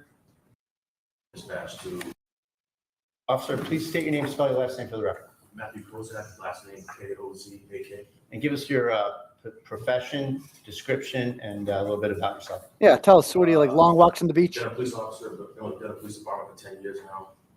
Next question. Directing your attention to 22624, it's been brought to your attention that you went to an alleged vandalism call right here in Dedham at actually the back parking lot behind the registry, correct? Correct. And what's the first thing you recall about that incident? How did you come to be asked to go there? I was dispatched. I was on a call at the time on Route 1. I was dispatched to call mine here. And when I got on scene, I noticed a fair amount of people, 4 or 5 people standing around the vehicle, and I could immediately tell that there was damage to the driver's side vehicle, to include the rear tail light. And what was the nature of the call, first of all? Malicious damage to a motor vehicle in the back of the registry parking lot. Can you? So just such a coincidence, guys, that this perpetual victim, her car is vandalized. She was in 2 car accidents in December, and is just shows up. And isn't that weird? How just her car gets vandalized. It's so weird how that happens. So she calls the police, like she always does, and he reports. He shows up at 2:30. Now, keep in mind, this is after I allegedly just yelled at her like that she was a liar or something like that, and she's so scared of me, and I'm allegedly yelling at her, and she doesn't call the police over that, but she calls the police because she got a scratch on her car. Recall that the time you received the call was 2:32 p.m. I wouldn't dispute that around that time. And you record that in your reports, right? And the report says 2:32, so that's what it would be, right? And the report also says 2:47 cleared. Correct. And that means when the call's over, right? Yes. So you're out of there about 2:47. 2:47 p.m. you're out of there. Yes. So 15 minutes. 15 minutes. No mention of About no 15 mention of it. minutes Yeah. you spent with the complainant, right? Who doesn't mention it? And did she indicate to you anything about where she had been and what she was doing? Just that she had come from Superior Court, I believe. Sure. And then when she got back there, she found the car. And she was with a group of other people as well, yes? McAlpin's. Were you able to ascertain who those other folks were, just in terms of why they were there? What was their relationship to the hearing or anything like that? They were there to use her as a human shield. That's what they were there for. I didn't get in depth with them at all. Okay. And as far as you knew, you were there to investigate a vandalism call, yes? Correct. All right. And what did you do with respect to investigating the vandalism call? Once I completed that, that was towards the end of the day, so nothing that particular day. And the next morning, I had reached out to the Registry of Deeds to check their camera footage and the Norfolk Dedham Insurance building, which is basically right next to where their car was. They were parked all the way in the back of the parking lot. Okay. So just to save you the time on that, you looked into some video around and nothing came of it, right? Okay. So he looked into she knows that was a false call. She knows that those scratches were on her car beforehand, but she was just trying to imply that I did this to her car. And so what this tax leech does is she wastes more taxpayer dollars getting this poor guy to go and pull. He thinks it's like a real thing, because why would somebody just lie to the cops all the time? And he pulls all the surveillance videos from all the surrounding videos, and lo and behold, not a goddamn person goes anywhere near her car because she's making it up. And she just went there. The original plan was to get me, and like, we're going to kick him out, and then we're going to say that he keyed your car up or something like that. That plan changes. Just rewind back to the day in question, and you're at the scene. Did you look at the car for supposed vandalism? I did, yes. All right. Did you take some pictures of it? Correct. All right. And you had a conversation with the complainant, right? Yes. Basically everyone, there was one big group that was there. Everybody was sort of adding things and chiming in and talking to you, trying to give you information. Correct. And then afterwards, you reflected in your police report as best you can. Yes. All right. And did you ask the complainant, and that's Ms. Lindsay Gatani, correct? Yes. Did you ask Ms. Gatani anything about who might have an interest in doing something like this to you, or anything to that effect? Oh, That's standard. What were your words? I What did you can't say? remember exactly what I said, but if it be someone is there anyone of interest or something along those lines that you may think would have done this to your vehicle? Right, and what did she say? And the consensus was that it could possibly have been Mr. Kearney or someone associated with him. Oh, that's so weird. It probably could have been Mr. Kearney because he's such a bad guy, and he's so obsessed with her. He's so obsessed with her. He's trying to avoid her at all costs, and she's showing up to wherever he is and calling him while he's in jail, and texting him when he gets out of jail, and holding him hostage in her apartment till 3 a.m. and threatening to take her kids and drive to his house and crash the car, all on tape. But it must have been he's the one that's obsessed. He's the one that's obsessed, not her. He's the one that's obsessed. This is what they're going with. Of course, I didn't like. It's just so stupid. It's just so stupid. Okay. And did Ms. Gatani say anything relative to a restraining order? So she did at one point say she had a restraining order, which is something I wouldn't want to know in this case. So Sure. they say that. So between 2:32 p.m. and 2:47 p.m., after leaving the courthouse, she went to the car, saw damage, told you that she had a restraining order against Mr. Kearney. Did she say anything about him taunting her, calling her a liar, violating the order at all? Yeah, I don't recall anything along those lines. You answered the question. Next. So it's this. She mentioned of course she mentioned the restraining order because that's her favorite thing, and he's like, did she mention anything about him yelling, violating the order? Nope, that didn't come up. Even though all these motherfuckers would love to see me go to jail for violating an order, but they couldn't because none of them saw me and I didn't see them, and I certainly didn't yell anything. So why would they mention that? Because it didn't happen. Okay. So if she had said something that important, you would have reflected it in your report, right? Correct. And we agree there's nothing in your report to the effect of anything about restraining orders, right? Correct. Okay. What was her mood at the time? She seemed pretty quiet. Quiet. She was sort of the furthest away from me. Quiet. Out of the group. Just sort of there. I guess. Okay. What about all the other folks there? Were they also offering information too? Not really. They were speaking, but none of it for my sake. What I needed to see was the camera footage, so that's what I was focused on. So until I knew, I wasn't going to speculate as to who may or may not have done this. I wanted to investigate it myself. Sure. Did she say anything to you about Mr. Kearney violating the order she mentioned just prior to that? Negative. Did she say anything about him taunting her or calling her a liar? Not that I remember. And if you did remember, that's something that's so important that you would have either arrested the gentleman if he was around or certainly reflected in your report, right? Correct. And there's nothing to that effect anyway, right? Thank you very much. Nothing further. Mello. No question, Judge.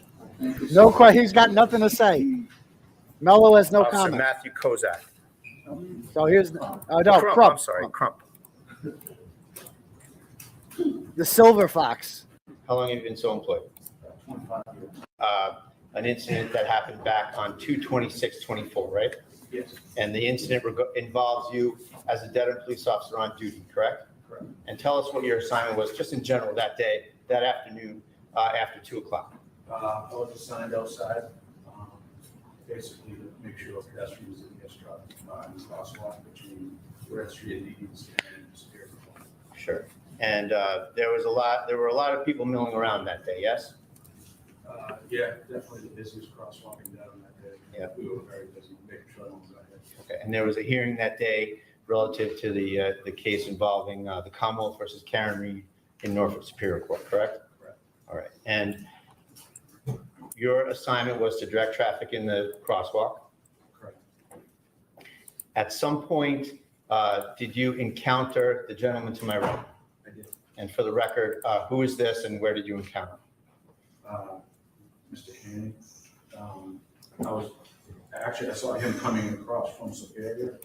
So when people got close to the crosswalk, I would stop traffic, which I did. And then that's when we approached across the street. That's when we encountered him as I was crossing the middle of traffic. And What would you say his mood was as you were able to observe at the time? Objection. Like, why would he object to that? Why would he object to that? Like, he's basically saying, like, what was his mood like? Like, how did he look? Did he seem panicked, concerned? Oh, how did he feel? His mood? Happy, sad, confident, angry, upset, anything? It was a brief conversation. Maybe 5 minutes. He seemed like he was kind of irritated that something had just happened. Right. What did he tell you? He said that there was someone with a restraining order against him, and he within 100 yards. And I think I said, I don't know who you're talking about or where they are. And I think he said they're in court, in the Superior Court. Was he looking to you for guidance or what to do about it? Yeah, I think he as he was coming across the street, I remember kind of turning with him, and I think he said something about moving away. I interpreted he wanted to go far enough away not to be a violation of this person. I don't even know who this person was. He didn't say who it was. He said a person. Sure. So yeah, he was moving away toward the registry of deeds, and yeah. And where did he go after that, to your observation? I kind of remember him heading up toward like maybe the steps or toward like Ames Street, like in that corner of the building, but I actually didn't see exactly where he was. Sure. Recognizing that you're very busy in that intersection, and I think we all know how that intersection is on days like this. Once he cleared, that's when I could stop traffic. Yes, sure. He gets through. At any point in that afternoon, did you notice him any further that day? I didn't. Okay. So it's fair to say you didn't hear him yell liar to anyone or taunt anyone or anything to that effect? Objection. Listen to this. Objection. Judge, he's basically testifying. No, he's asking him a question. Overrules. Fucking Mello. He's like, just listen to the judge. He's like, what's your objection? Judge, he's testifying. No, he's not. He's asking him a question, motherfucker. Like, what? Oh my goodness. How is this real? Folks, I don't recall that, but I mean, it was noisy around people, but I don't specifically recall those words. Would you say that Mr. Kearney was trying to circumvent the order or making a good faith effort to comply with the order, based on your observations? No offense, witnesses' opinions don't count. Thank you. Like, notice that Mello does, like, the judge corrects Bradel there. Witnesses' opinions, okay. Mello doesn't object to that. That's when he could have objected, and he didn't because he's so stupid. He's just so stupid. Fact-based. Nothing further. Thank you. Cross-examination. Sir, you ever interaction with Mr. Kearney about how long? 6 seconds at the most. 6 seconds, and after that, you weren't directly watching everything he did, every movie he made, correct?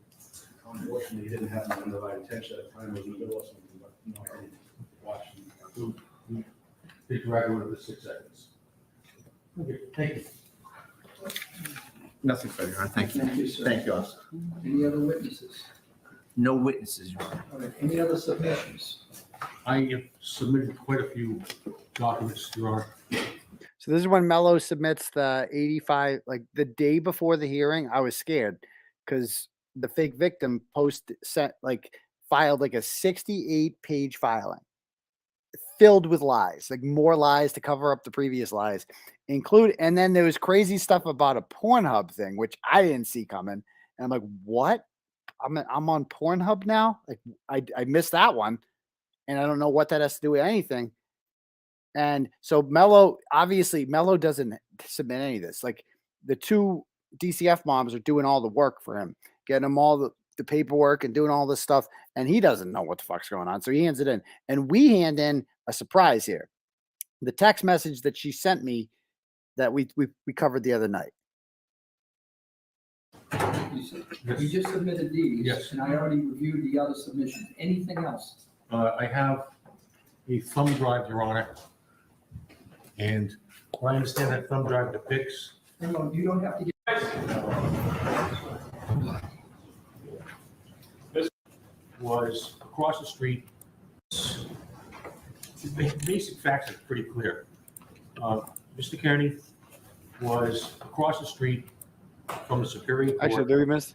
When Mr. Kearney. The party wants. Thank you, Your Honor. And I do have 3 quick affidavits I'd like to submit. Had a 6-second interaction with an officer and said, "Am I okay here?" Officer said, "Yes, you are." There was no further discussion about when somebody came out, when somebody walked by, or whatever the case may be.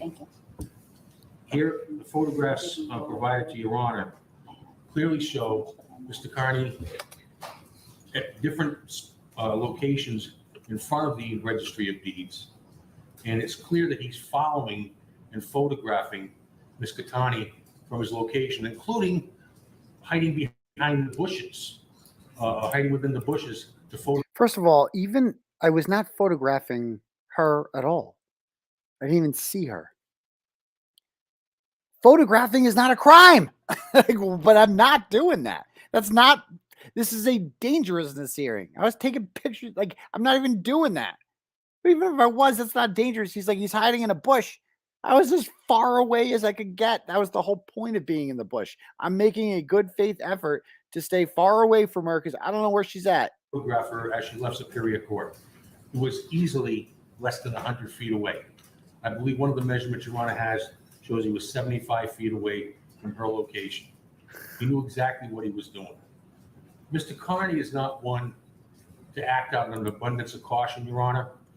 He pushes the envelope as far as he possibly can, consistently. If I may, Judge,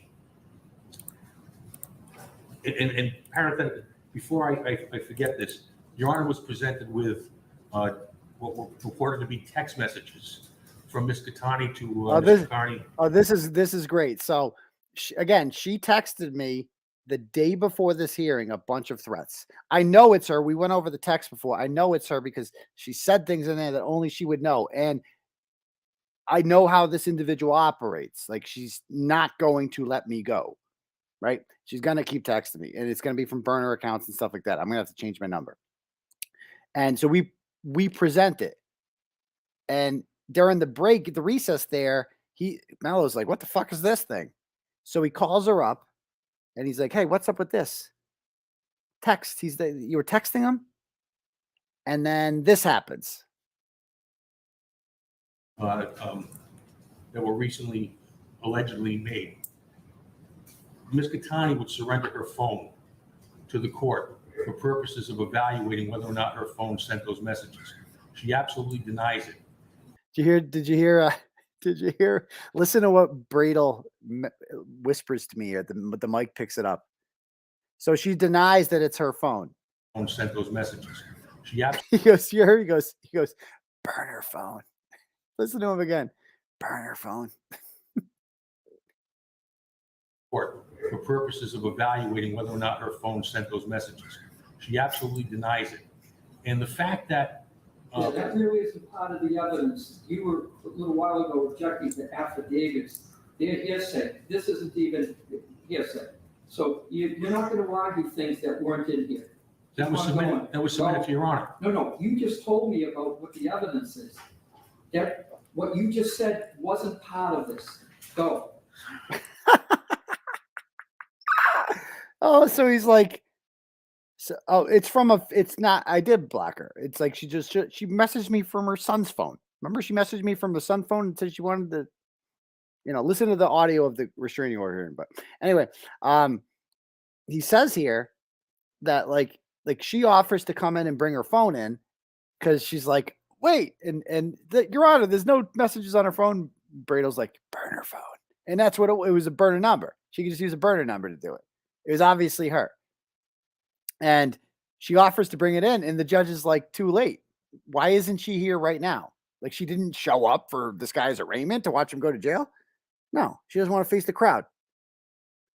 Doesn't want to face the crowd. The judge is like telling Mello, "Get your shit together." Stay with the evidence. The evidence is, Judge, that Mr. Kearney knowingly was less than 100 feet away from Ms. Kearney on several instances during the course of the afternoon, the course of the morning afternoon. He knew she was there. He knew there was a restraining order ordering to stay 100 yards away. Where's the danger? Where's the danger? There doesn't have to be danger, Judge. There doesn't have to be danger for a dangerousness hearing. It's literally a dangerousness hearing, Captain Dumbass. Oh my goodness gracious. No danger whatsoever is required. The order. Pretrial detention?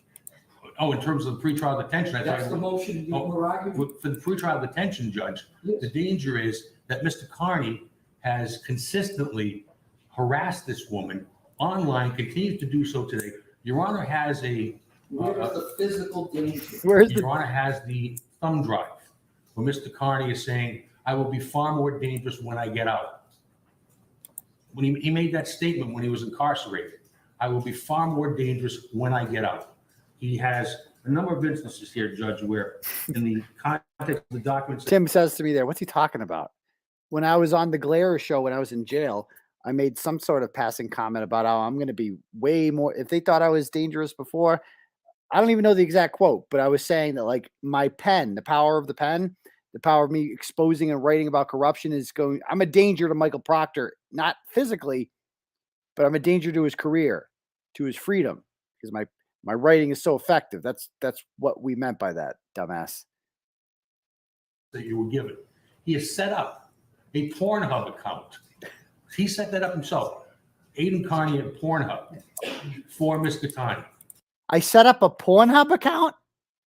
What am I going to do with that? Although in fairness, I think we've all established the intimidator. The intimidator is between my legs. So I guess he's saying that I like, Your Honor, he's got to keep it in his pants. If he doesn't keep it in his pants, that thing's big. He's going to scare the crap out of him. Like, what? He's talking about my Pornhub account. Oh my God, Your Honor, he's creating Pornhub accounts. Like this is real life. Is this real life? This is real life. Your Honor, it took, when they released his revenge porn, it took 5 emojis to cover it up. 5 emojis, Your Honor. There's emojis everywhere. This is real life. What I think he was trying to say, because I read the paperwork and I think she made some allegation that she's saying that he's making Pornhub accounts of me. He's going to post my porn everywhere. And I'm not. I have no desire to do that. Okay. Even though I just want to move on with my life. That's all I want to do. I think that is the allegation that she made in the paper. And Mello is just reading it wrong. Mello didn't get the script. Like they put in all this work. They put together like an 80-page document. Her crusty panties and the fake victim. They put together this 80-page document. And then Mello's job is to just read the script. And he reads it wrong. What he was supposed to say there was, Your Honor, he's gonna post porn of her. I think that's what they're getting at here. Instead, he's like, Your Honor, he's making a porn up for himself. Like, I'm just gonna what? Oh. That too. That was a ring camera in the bedroom. I didn't know about the intimidator. All right. Physical danger.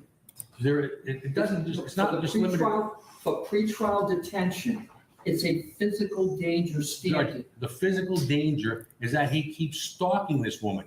We do not know what's in his mind, what he's going to do. If he can't follow the court's order, Judge, and has historically not followed court orders, there is a danger there. We don't know what's going through his mind. We don't know what's going through his mind. Like the judge is so annoyed. It's like, how is he a danger? See how you have to like see it in person to see how annoyed Judge Pomeroy was? Oh my God, there's a lot of these emojis here right now, but I shouldn't have talked about the intimidator. So the judge is so annoyed by him, and he's like, where is the danger? And he's like, Your Honor, it's in his mind. We don't know what's in his mind. He's probably thinking about killing motherfuckers right now. He's intimidating witnesses in his mind, Your Honor. Why anyone who would violate an order so consistently as he has, he speaks about his and some of the documents I gave you, Your Honor, about his mental issues. Oh, here we go. Saying he doesn't have a gun because he doesn't know what he would do if he had one. Those are all big concerns. So I tweeted out that like I don't own a gun. Isn't that an argument that I'm not dangerous? I tweeted out.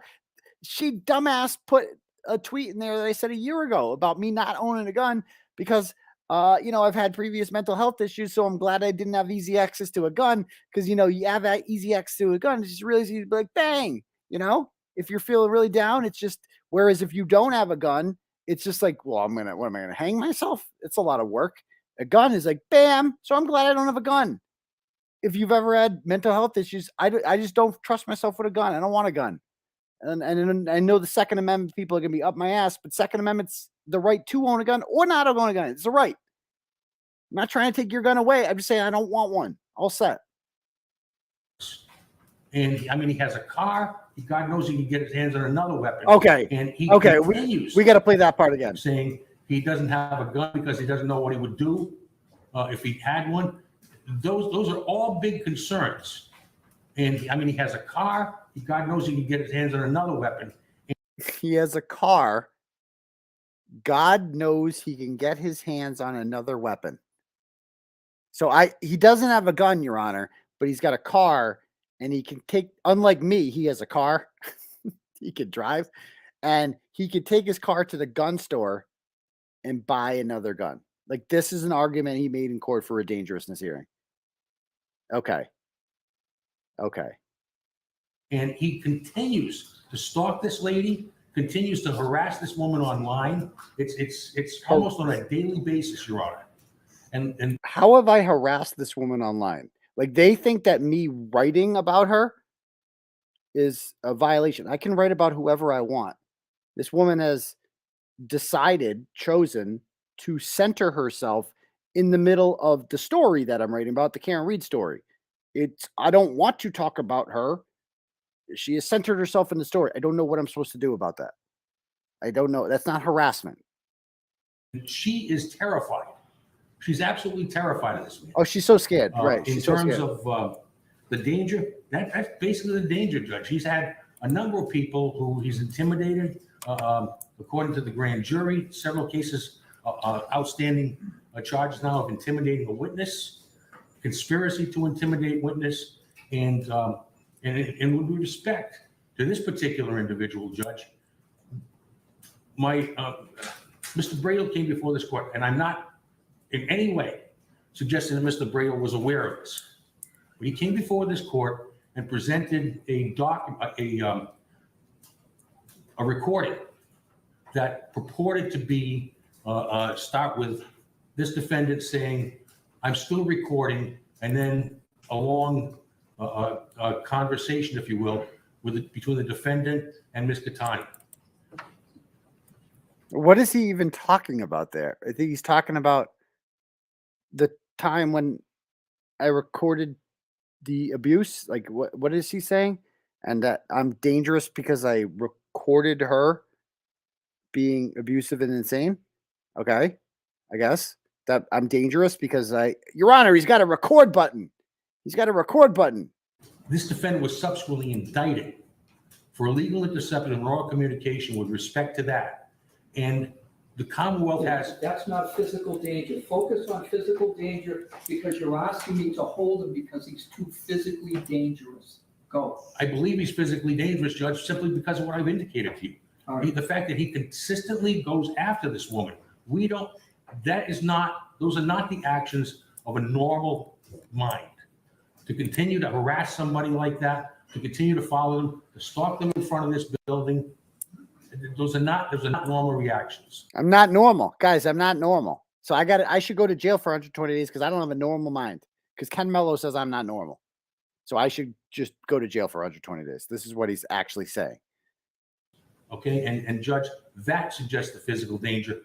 In addition to all of the other charges he's amassed, there is a physical danger, Judge. This is a woman who came before this court, obtained a restraining order, indicated she had been assaulted by this individual, and basically she's terrified.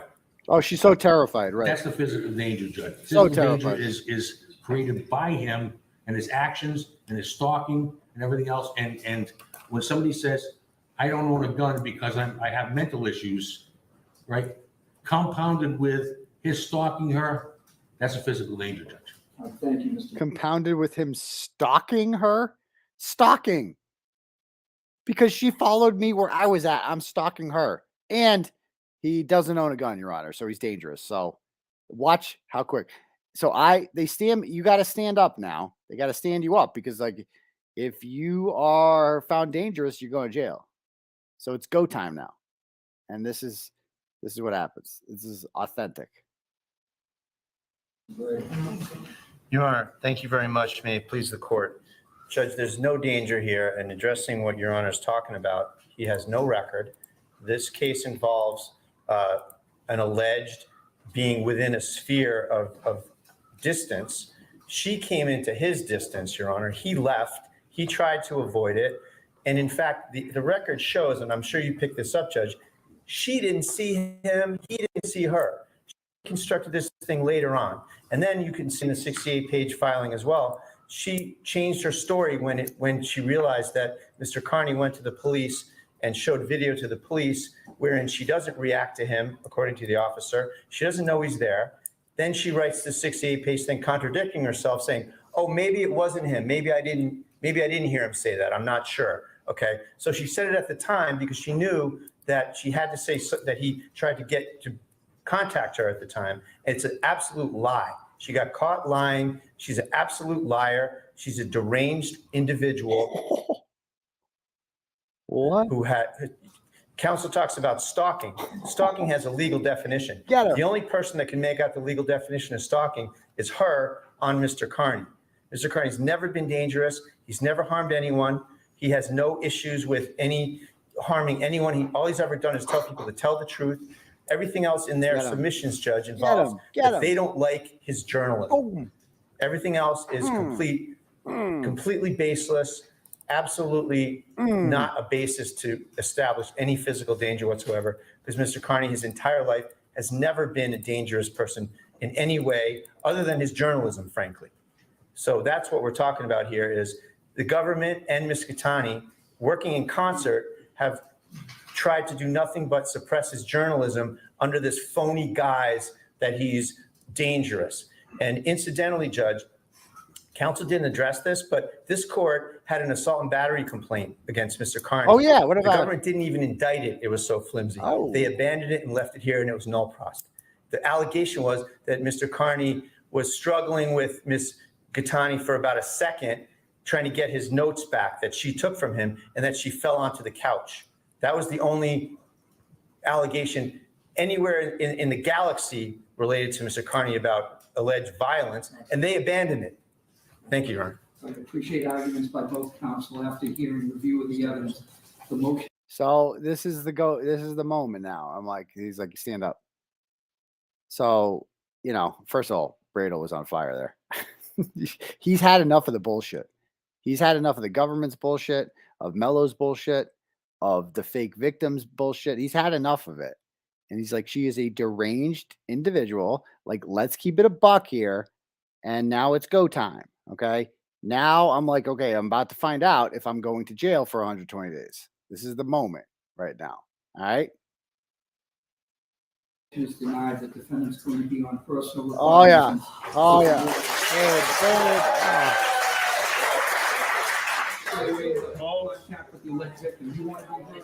Folks, quiet, please.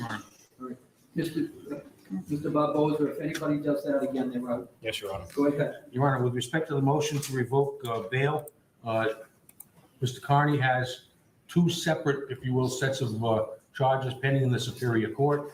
He was given the regular bail warning when he was released from the Superior Court on personal recognizance.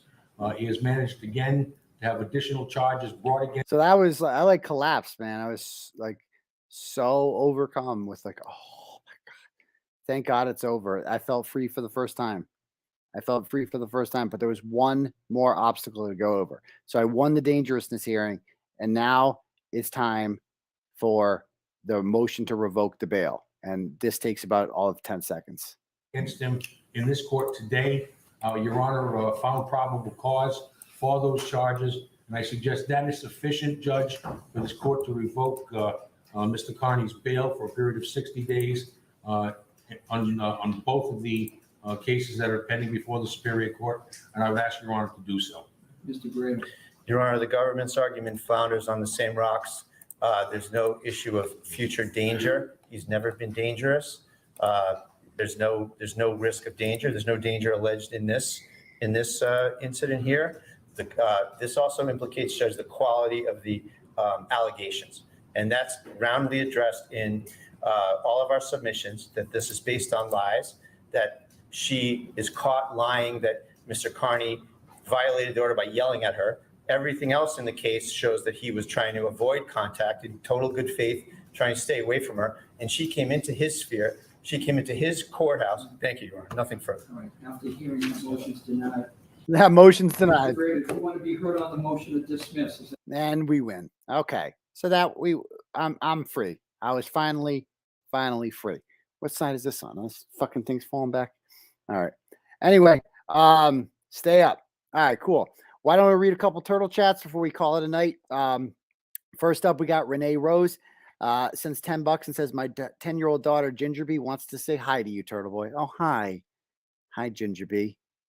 Hope you're having a good... Go to sleep. It's 11 o'clock. Thank you. Oh, Allison sends $10. Says, happy birthday, 𝗀𝗄𝗄 Mello. Oh, it's 𝗀𝗄𝗄 Mello's birthday. Happy birthday. Last day of winter. Excellent.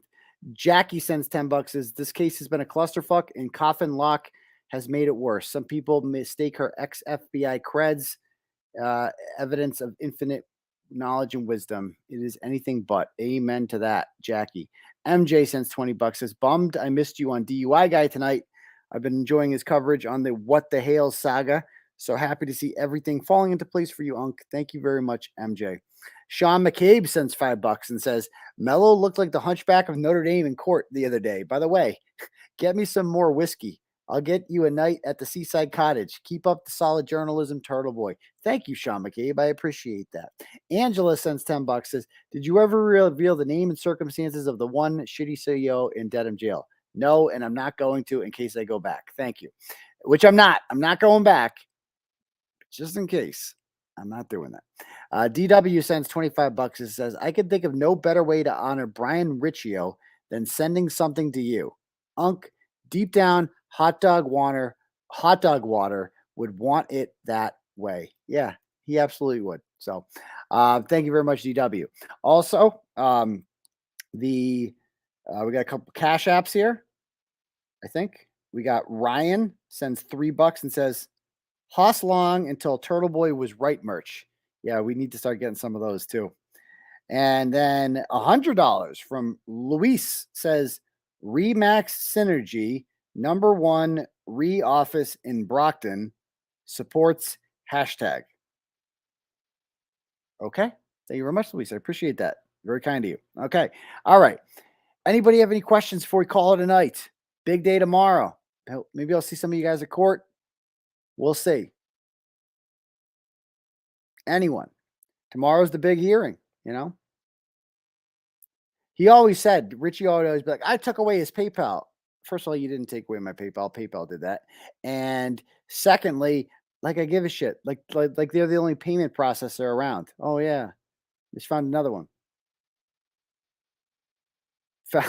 I do not actually have a Pornhub link. Do it? There's no Pornhub link for me out there, is there? I hope not. I hope not. I've looked at the bracket. Who did I pick? I'd have to go look. I haven't followed. I was in jail for much of college basketball season, so I missed a lot of it. But you know who I kind of like this year? And I never picked them. Duke, a 4 seed. I just feel like this is Duke is the kind of year Duke does something. And I don't like Duke. I just think I think Illinois is going to do well, or Iowa State. The UConn bracket is stacked. It's like a stacked bracket. So we'll see. The hearing's at 2:00. I am going. I am going to go, but I'm going to get there a little bit later. I'm going to get there shortly before the hearing. And because I don't think she's going to show up this time. She can't show up. She can't. How can she show up? She's a shield for Jennifer McCabe. Jennifer McCabe cannot show her face. Can't do it. Happy 50th, 𝗀𝗄𝗄. How about that?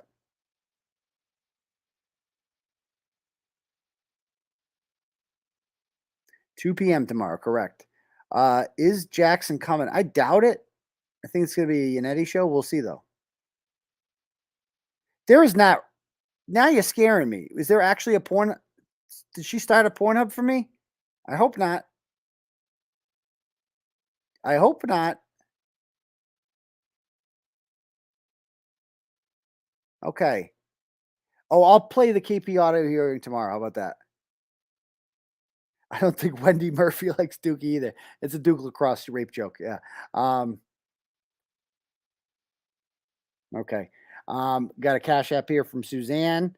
Sends $25 and says Kate lost her puppy in court. Did you really? That's good. She shouldn't have a puppy. Yeah, shout out to Jess Machado. Absolutely.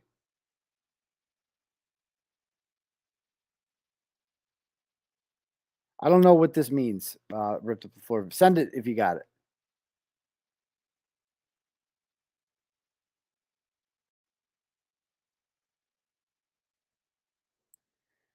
Okay. All right. So you know what, guys? I am going to call it a night now. It's getting a little late and a little tired, but because I just did a show before this too with Larry. So,